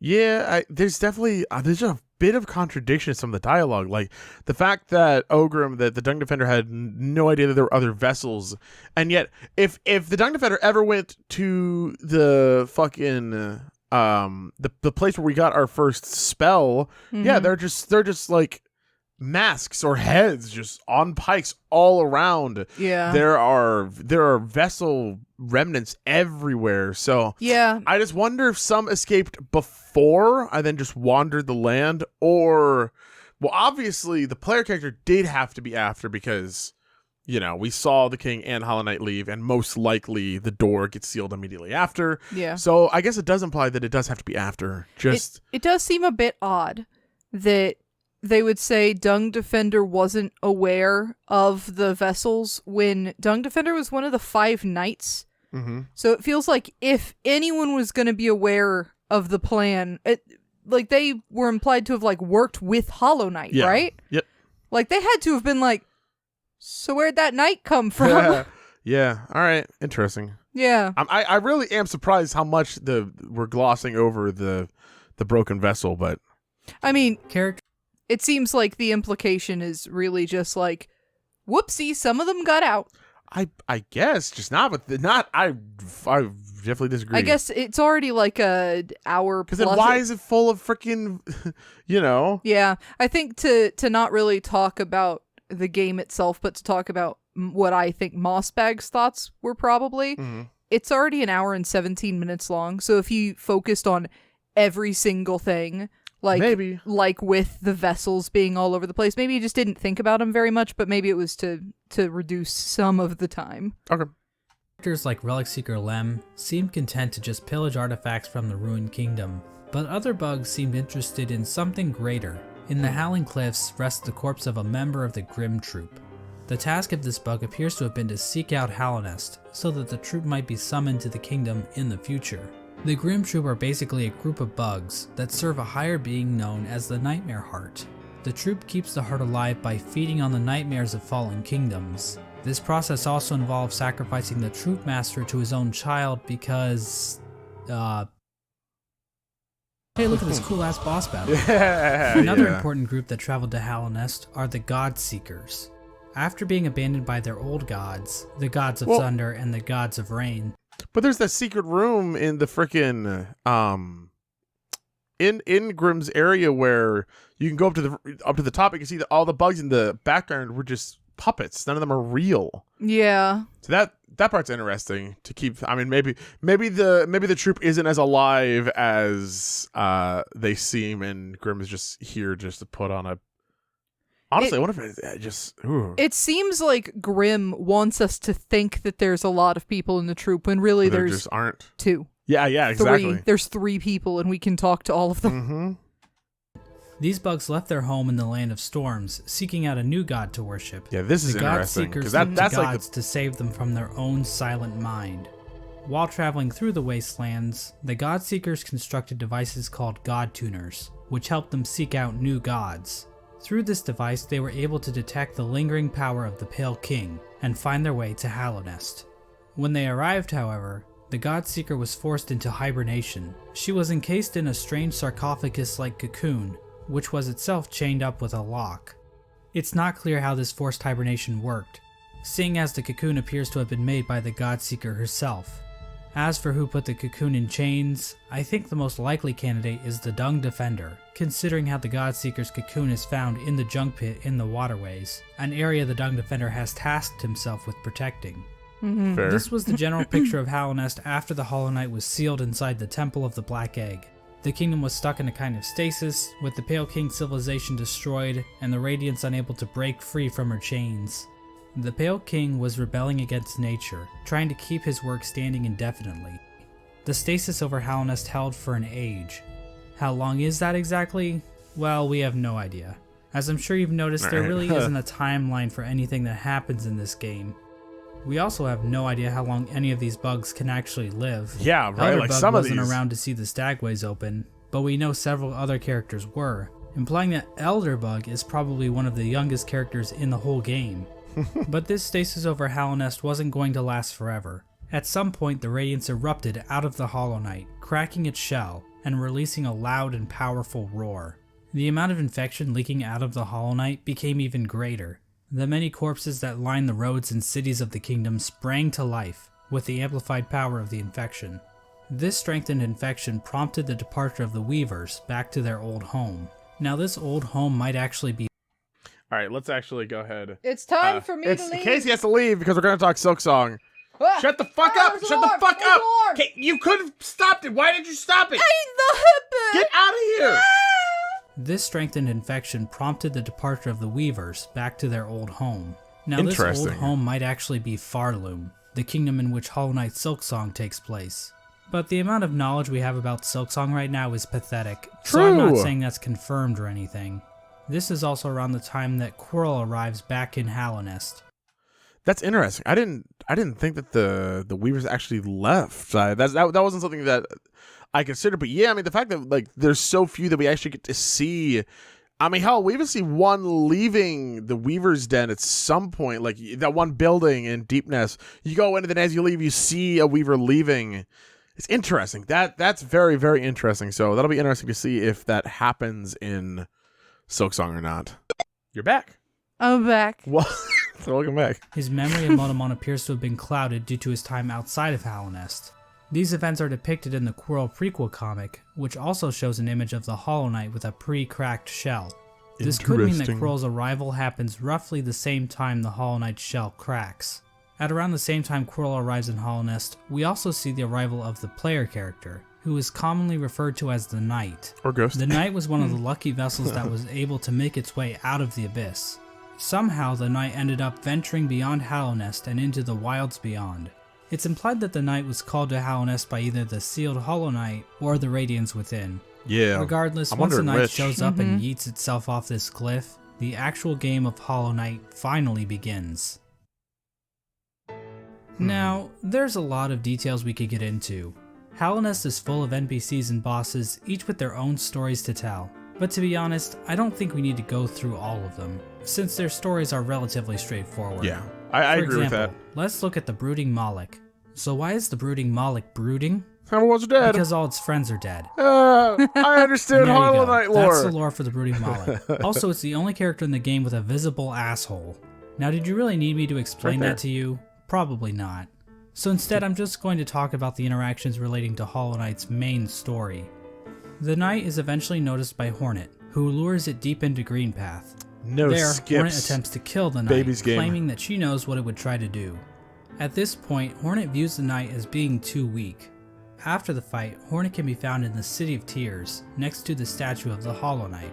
Hornet mentions that the knight has gained a resilience, due to the time it spent in the void beyond Hallownest.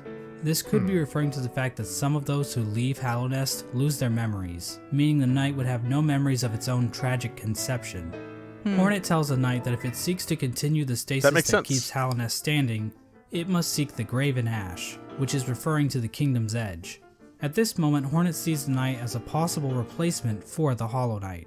Basically, the knight could break the seals that keep the Hollow Knight locked away, defeat the Hollow Knight, and contain the infection itself. We do that. It's at this point that I should mention that Hollow Knight actually has 5 different endings, because of course it would.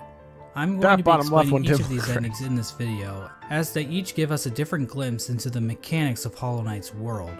Now, to get the easiest ending to Hollow Knight, Hornet's instructions to go to the Kingdom's Edge can be ignored completely. If the knight stumbles upon the resting grounds, the 3 dreamers will appear and cast the knight into the dream realm. There, Seer will come to the knight's rescue and grant it the Dream Nail, a special blade that can tear the veil between the real world and the dream world.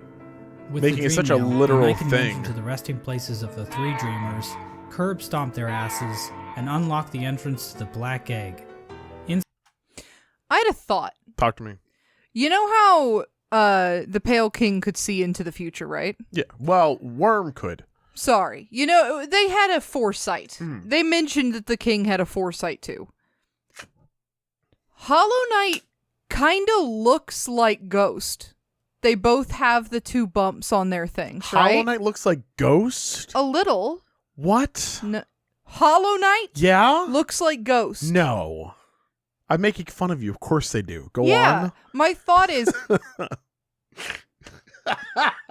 if I wasn't a more patient person, I would have thrown you from a building by now. I've never had you not get my sarcasm that much. That's usually what I do. I'm like, yeah, of course they are. I thought you were making fun of me because you thought they were the same person because you've go been on. mixing the names up the whole time. Go on. My point is, what if Worm saw Ghost killing the Radiance and thought it was Hollow Knight because they looked similar enough? Yeah, that goes into how much Worm was able to see, and I don't know. I'm not sure Yeah. about that. But they But look just enough alike They do look that I alike. can say that it might be a thing, and no one can like- dispute me. Hey, Hollow Knight. Oh, shit. I mean, Ghost. Oh, my bad. My bad. Sorry. They don't have names. I know. It's like naming your Tupperware to the king. True. Inside the egg, the knight finds the Hollow Knight chained up, silently watching over it. Once the chains are broken, the Hollow Knight screams with that familiar Radiance roar and pursues the knight. As the fight progresses, the Hollow Knight starts trying to kill itself, Coral style. But then the Radiance starts using the Hollow Knight's body to perform her own attacks. Once defeated, the Hollow Knight begins to spew infection all over the place. The knight can then focus the infection into itself. This results in the first ending of the game, called Hollow Knight. In this ending, the knight usurps the Hollow Knight, prolonging the stasis over Hallownest. New chains and bindings appear out of fuck if I know, and contain the knight, and a new seal is placed over the entrance to the Black Egg. Now there is one giant question looming over this ending. Can the knight actually contain the infection indefinitely, or will the Radiance still manage to break free I don't one think day? so. Yeah. Before we answer this question, let's look at some of the other events that can transpire while playing the game. If the player chooses to go to Kingdom's Edge, Hornet will challenge the knight one last time as a final test of strength. After her defeat, Hornet allows the knight to access the cast-off shell, where the Pale King was originally hatched. By interacting with this egg, the knight's shell is marked with the king's brand, technically making the knight the new ruler of Hallownest. Quick little stab. With the king's brand, the knight can now open the entrance to the abyss and discover the place of its birth. When leaving the abyss, the knight can encounter Hornet again, where for the first time, Hornet suggests that there are actually 2 outcomes the knight can enact. She tells the knight that it can either prolong Hallownest's stasis or face the heart of the kingdom's infection. Within the knight, Hornet sees a chance for change. Instead If Hornet knew, anyone could have known. Why didn't we just kick the Radiance's ass to begin with? You don't think God that... damn it. I mean, Hornet's pretty smart, you know? Maybe the king was just actually a dumb fuck. just a dunce. Maybe he was an idiot. replacing Jesus. the Hollow Knight, Hornet believes that it may be possible to get rid of the infection completely by using the void inside of the knight. After visiting the abyss and obtaining the Shade Cloak, the knight is capable of reaching the White Lady, hidden away in the Queen's gardens. The White Lady tells the knight that she has been awaiting a vessel to accept a gift, that gift being 1/2 of a charm called the King's Soul, which she claims will give the knight more power. The White Lady goes on to explain that she can feel the weakening of the Hollow Knight within her roots. She tells the knight that it is free of the blemishes that made the Hollow Knight a flawed vessel. From this dialogue, it is implied that the knight truly is a pure vessel, capable of containing the Radiance successfully. But it's not quite that simple, so we're going to have to dig a bit deeper into this. Basically, we're going to need to answer a simple question. What exactly does it mean to be a Hollow Knight? Despite the White Lady's words, we have a number of instances where the characters and item descriptions mention that the knight has a will, and maybe even a mind. But from the Pale King's dialogue when describing the Hollow Knight, it is stated that a pure vessel has no mind or will. So is the White Lady wrong? Or maybe even lying? Her eyes have been clouded by time, and she can be tricked into thinking that Ogrim is in the room when the knight is wearing the Defender's Crest charm. Interesting. She also thinks that Dryia is still alive, which... Oh. So maybe the White Lady is just senile. My problem with that theory is that the White Lady states that the vessels stand out to her clearly in a misted world, due to them being her spawn. She also questions whether or not the knight sought her aid, which would imply that the knight must have some kind of will. Man, that's the one thing we didn't do. We didn't talk to the White Lady with the Dung Defender's crest on. Yeah. And that's where she admits that all of the vessels are her kin. Oh, that's such an important line of dialogue. No wonder people told us to do that for a fucking year. Oh, damn, that dude. hurts. Damn it, that's the one thing I wish we knew going into this. I just thought she'd be like, "Oh, are you a baby? Because you smell like a shitty little diaper." That's why oh man, I just never, I forgot to do it. Dang it. Fucking sick Team Cherry. I know. Hiding good lore behind a fart button. That's so funny. So for whatever reason, the White Lady thinks the knight is still capable of containing the Radiance, even if it's still able to make decisions. After all, the Hollow Knight was considered pure, but they still taught it how to wield a fucking sword.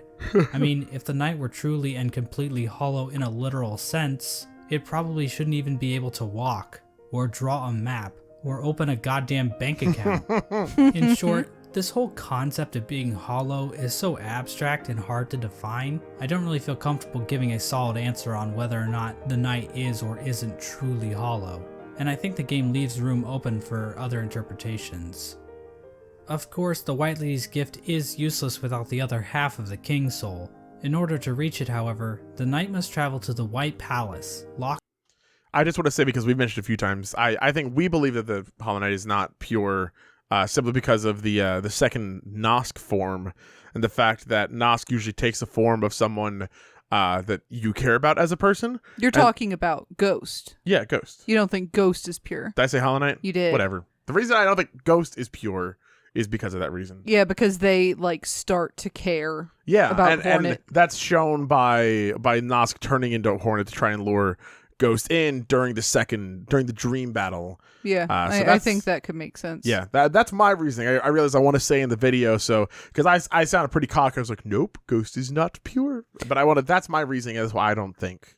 To be fair, that's part of the DLC. So maybe the fact that we saw ourselves in the original one, and then we take in the infection, most likely before seeing that Hornet Nosk, means that they were pure. Then they stopped being pure. Well, I know, that's what I think. I think by wandering Hallownest, Ghost becomes less pure. Yeah, because White Lady's dialogue was pre pre-DLC. Yep. So That's it's fair. interesting to think Locked about. inside the body of a king's bolt.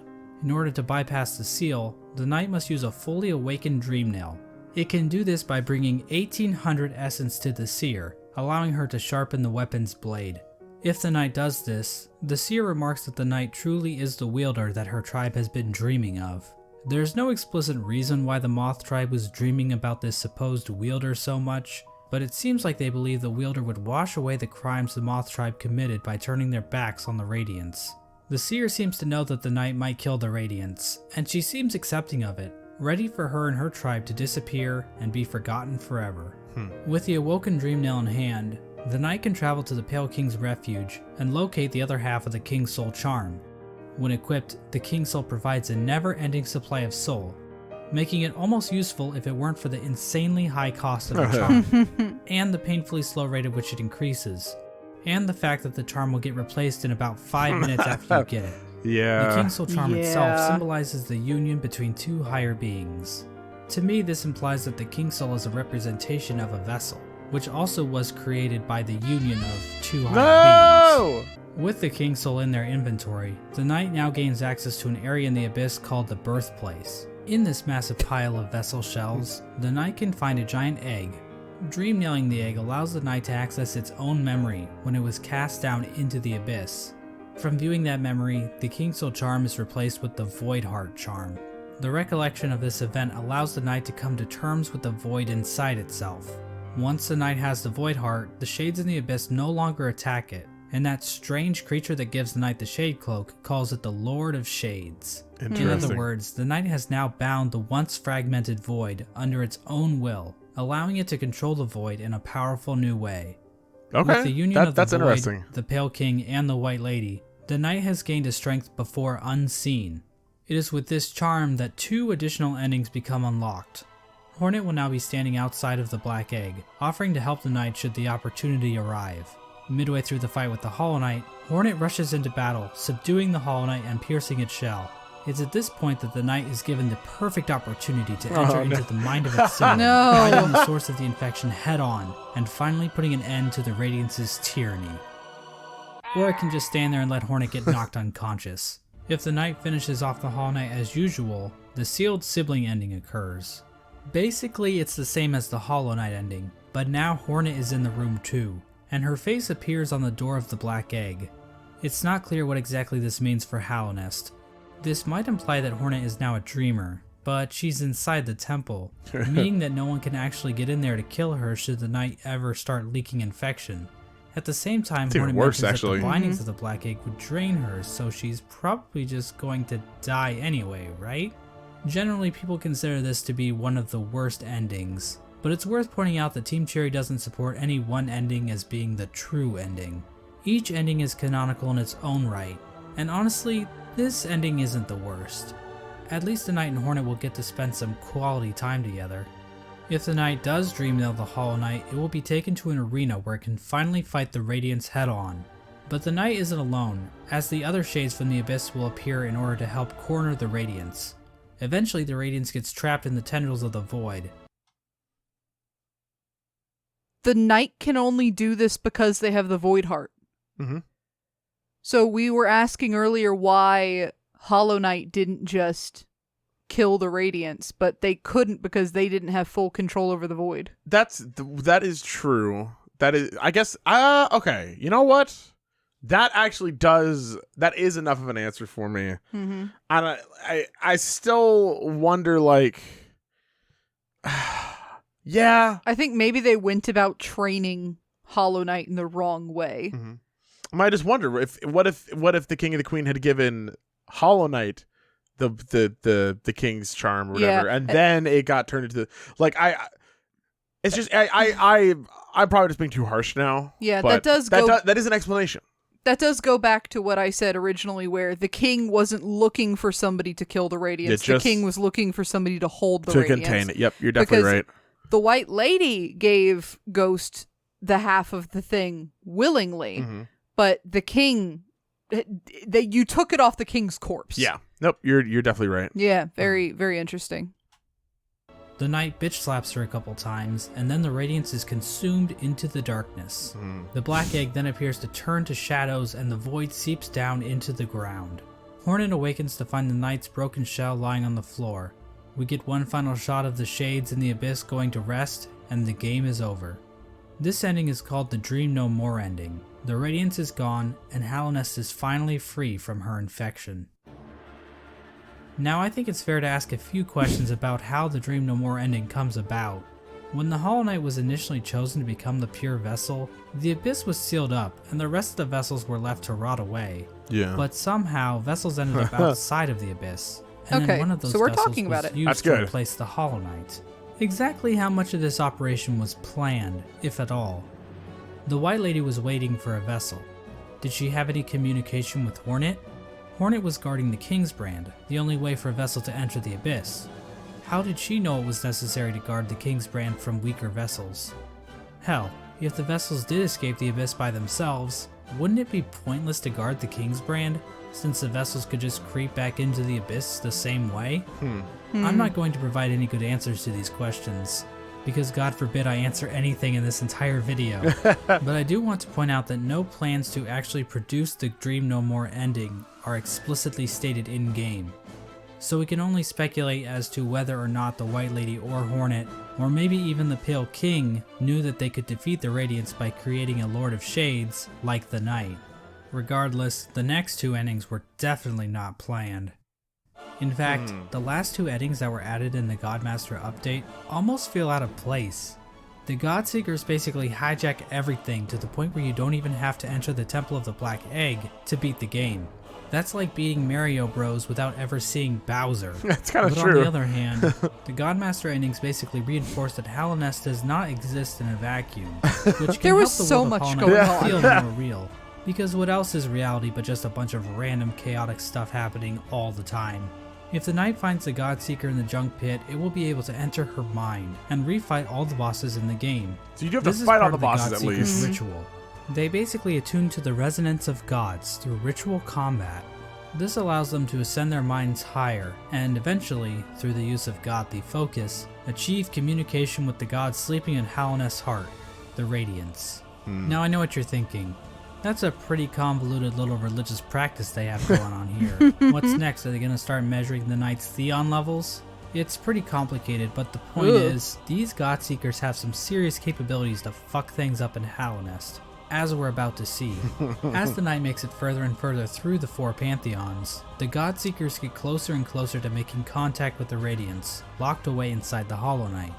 At the end of the fourth Pantheon, the Radiance makes herself aware in this strange reunion cutscene between the vessels. But she isn't the only one to make an appearance. The Void itself appears to go on the attack, rising up to meet the Radiance's call.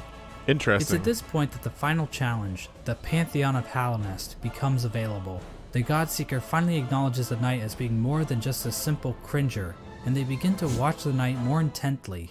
After defeating like a bazillion bosses in the final Pantheon, the Knight finally comes face to face with the Absolute Radiance, a stronger, more enhanced version of the game's final boss. Finally, the stage is set. After roughly 40 minutes of intense agony and tedious boss battles, the Knight has finally reached the ultimate enemy, responsible for the destruction of Hallownest. Truly, this will be a battle for the ages. But first, let's check in on our old pal Menderbug. I don't want to As it turns out, he's still alive when the Knight arrives in Hallownest, and he's still fulfilling his duty after That's all so great. this Hope nothing time. bad happens Let's to him. take one last look at his diary. My lovely diary. Someone's gone and broke my favorite sign. Right there at the top of the Crossroads. Keeps happening too. But you know, I just can't get mad about it. I should be thanking them, really. More chances to fix that beautiful, complex sign. No. And I've stocked up on spare parts, so I've no fear it'll ever stay broken for long. Unfortunately, the only way to ever read the Menderbug's diary is to kill him in cold blood. I'm not sure why Team Cherry thought this was necessary, but the general consensus on Reddit is that they are bloodthirsty warmongers, so it checks out. But at least Menderbug's last moments will be spent fixing one of his favorite signs in the Forgotten Crossroads. Terrible. It's comforting to think that his final seconds of consciousness were spent in total bliss, before we sent him hurtling into the infinite chasm that is Oblivion. Well, That's anyways. so sad. The alternate fight between the Knight and the Radiance plays out differently than in the vanilla ending. This time around, the Knight is not accompanied by any shades. That's true. Just Instead, you. after defeating the Radiance, the Knight seems to transform into this monstrosity. Now this Babe. creature goes by many names. The God of Gods, the Lord Shade, the Devourer, the Void Entity. But I don't really like any of those, so I will just call him Bill. I will not Bill call it proceeds Bill. to I also will completely not call him annihilate the Bill. Radiance in spectacular fashion. We are then treated to the Embrace the Void ending. Bill comes back down from the sky, dropping into the rest of Godhome. The Godseeker starts to get pulled into Bill by Void tendrils. We then cut to the Godseeker in the junk pit. Void starts leaking out of her eyes, and it appears as though Bill is making an escape back into the real world, which is probably a bad thing? Finally, we see Hornet standing outside of the Black Egg as the infection begins to disappear from nearby vines. Hornet hears footsteps coming from inside the Black Egg as the Hollow Knight reveals itself to her and the two prepare for combat. So from this cutscene, we can see that the Radiance's death in Godhome actually did kill her for real, meaning that the infection over Hallownest is now gone. This means the seals inside of the Black Egg probably wore off, allowing the Hollow Knight to escape its prison. In other words, the Embrace the Void ending is a goddamn cliffhanger, and we have no idea how Team Cherry plans to follow this up. The Hollow Knight is running loose in Hallownest, and the Knight has transformed into a raging void monster that might try to destroy the entire kingdom, or at least what's left of it. Okay, so you don't like Bill. Yes. What would you name it? Devourer. Oh. Super Super have Mega it- I didn't have it- Devourer. Void. Period. Oh. Well, like Void I'm really period. like you know like how capital V. it's a capital V OID and then the period. And you know how like in Microsoft Word and stuff you can make fonts different sizes. Mm-hmm. So like let's say Void is size 12. The period after Void is size 36. Oh. Like and that is Void, and you're sure of it. Yeah, That's that my makes thought sense. anyway. Okay, I cool. like it. What's even more strange about this ending is that the announced sequel, Hollow Knight Silksong, Close your doesn't eyes! seem to be related to this This ending was at not all. told to But us. that's a whole different shit show. Obviously, the That's biggest fine, it's back. mystery We're done. surrounding Am I this okay? ending is Yeah, the we're good. appearance of Bill. Did this creature exist in the void already? Or was it somehow willed into existence by the power of the Godseekers? Thick void. Do you need Void Heart to be able to get this ending? Because I'm trying to remember. Because I know, like, do you have to beat the Radiance in order to access Pantheon 5? I want to say yes, but I don't know for sure off the top of my head. I would assume. Right? But Mossbag just said you don't even have to enter the chamber, so maybe not. For this ending? Yeah. I know, all right. Huh. I guess maybe, yeah. I guess it's assumed that you probably do, but you Yeah, know. I mean, I would assume that the Hollow Knight devs assume that you've beaten Hollow yeah. Knight. But So it is definitely interesting. yeah, that's a good question. Did the Knight turn into this thing, or did it just become a part of it? Examining a statue of this creature and other forms of the Knight grant the player a Hunter's Journal entry for an ancient artifact called the Void Idol, which might imply this creature might have been worshipped by the ancient civilization. But again, that's pure speculation. We don't know what this worship of Void exactly looked like. Maybe the Void they worshipped took the form of something more sinister. There is one No. thing we know about this monster God, though. no. I know. It's weak to flowers. Sure is. Yes, these things. As it turns out, those delicate flowers that Zamir has stockpiled up her ass are actually useful for something. They contain a strange power that even deters the White Lady from touching one. The Godseeker, however, is dumb enough to accept a flower from the Knight. If the player does this, instead of Void being released out into the world, this flower pulls a no you, and the Godseeker and Void disappear into thin air. The flower itself is described as giving off a pale light, which appears to connect it to the pale beings. You see, it's Like I burnt said too. before, pale beings appear to be some form of top-tier gods. As of right now, we are only aware of two, the Pale King and the White Lady. But the fact that Zamir brought these pale flowers from a faraway land implies that there are definitely more of them out there. Hello, it's me again. That means that there's Silksong information coming up, and I'm gonna react to it. Another small hint of by the myself existence again. of pale beings are the pale ore items that can be found all over Hallownest. Did these Yeah, we come don't from know the where Pale those come King, from. or possibly some other pale being? And what exactly are they? Are they poop? Really tough metal. In general, the Godmaster endings appear to be doing a lot of setup for future Hollow Knight content. Like I said before, Hollow Knight Silksong doesn't seem to connect to these events on the surface, so we are in a bit of a bind when trying to discuss what these endings actually mean for the greater narrative Team Cherry is building. There's definitely a lot more to consider about what the Pale Beings are and what properties they possess. Yeah, it's really interesting because I think that's correct, and just how much they're building up to future events. Because yeah, I mean, especially the Godhome endings are just so like what just happened. And I know that originally Silksong was just going to be an expansion of Hollow Knight, so maybe that's what they were thinking. You know, building up whatever Hornet was going to be dealing with. Which to me, I feel like that pushes to why I think Silksong is most likely going to be a sequel. But I guess hard to say either way. But for now, interesting. You're back again. And we also have plenty of questions surrounding the Void and how bugs have interacted with it in the past. It almost feels like we are looking through a keyhole, trying to grasp onto the totality of Team Cherry's creation. How powerful are creatures like Bill and the worms? Where did things like the Void even come from to begin with? How much bigger is the world beyond Hallownest? Is Bardoon into butt stuff? But of Yes. course, that's the appeal of a game like Hollow Knight. Having all of the answers to every question would just ruin the mystery of the world. Plus, if we didn't have questions like this to waste our time on, then what else would we be doing with our lives? Go outside? Ugh. And so this video comes to an end. Now I know the average attention span of a YouTube viewer is 9 minutes. It's true. I left. So I let me checked out leave an you hour with a few ago. takeaways. 1. Hollow Knight is a game about bugs. True. I know this may come as a shock, but it's true. Watch the video again, and this time, pay attention. You'll notice right away, I promise. 2. Murdering your own babies might not be such a good idea after all. I mean, this is obviously just my interpretation of the game's lore. Other people might have different views on the subject of murdering babies, and every opinion is valid, so I don't want to step on anyone's toes or anything. 3. God damn. Menderbug is fucking dead. 4. Nothing is certain. This video probably has a few flaws in it. Trying to construct a cohesive narrative with the information found in Hollow Knight isn't exactly straightforward. I'm sure my views will change in the future, and I encourage you to explore the lore yourself. 5. And this last point is fairly obvious, but I should mention it anyway.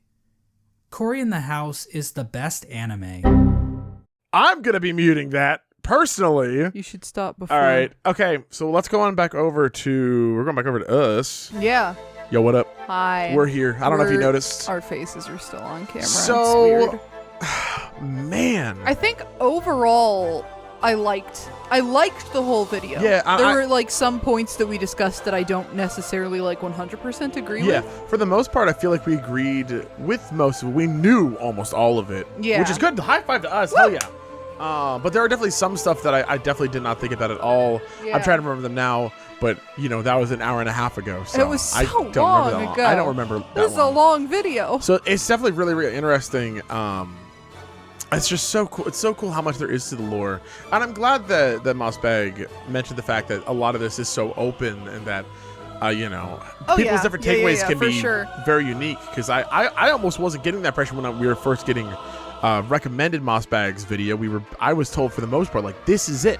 Yeah. This is it. I think it's really hard because when a video like this comes out, right? And it is a very cohesive, very long, very well thought out, like, compilation of lore that people might have otherwise missed, and it just puts it together in a way that you agree with.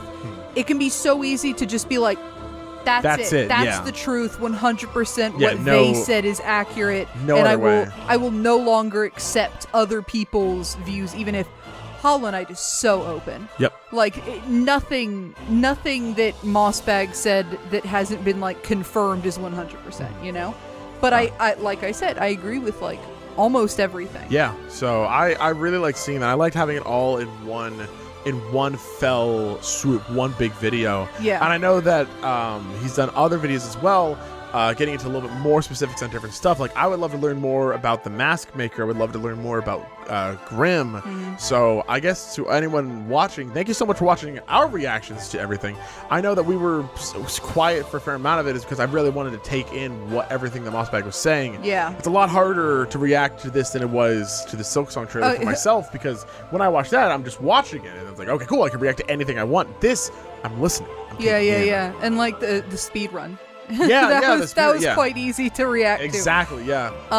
So yeah, if you want us to watch more Mossbag content, react to more of the content, I'd be happy to. Like, I this isn't our forte, but if you all want to see it, I want to make videos that you all want to see at the end of the day. So, what's up? We were so close Yeah. to nobody ever being able to ask me to watch a Mossbag video again. I know, but We were right there. We were on the cut. I could taste it. Well, yeah, but now we're not. I we're would not. like to live in a world where I don't go a day without reading, could you react to blank Mossbag video? That's the world I want to live in. I want us to never stop watching Mossbag video. So long as Mossbag makes videos, we will react to them. If you all want. How about that? I would like to put it out into the world that I did not agree to this. I did not. This isn't in my contract. Next I never time agreed to anything. On Born Losers Game. I would never agree to this Thank you all so much for watching. under any circumstances. Genuinely, this video happened because of all of you, because of the reaction to the Hollow Knight series, Your passion. to our Let's Play, Your to all the persistence. videos that we've made. I really, really appreciate everyone who's watched us up to this point to allow us to make a video like this. This is unlike anything that I have ever done before, so I am very excited to see its reception, to see what you all think, and on where to go from here. Thank you all so much for watching. Next time on Born Losers Gaming, the next video that we are going to do is going to be a full speedrun to Hollow Knight, which I'm very excited about. That should be coming out very soon. And then immediately after that, we're starting the randomizer. So Hollow Knight content is going to be on this channel for quite a while. Thank you all so much for watching, and I can't wait to see you all next time. Bye, everyone.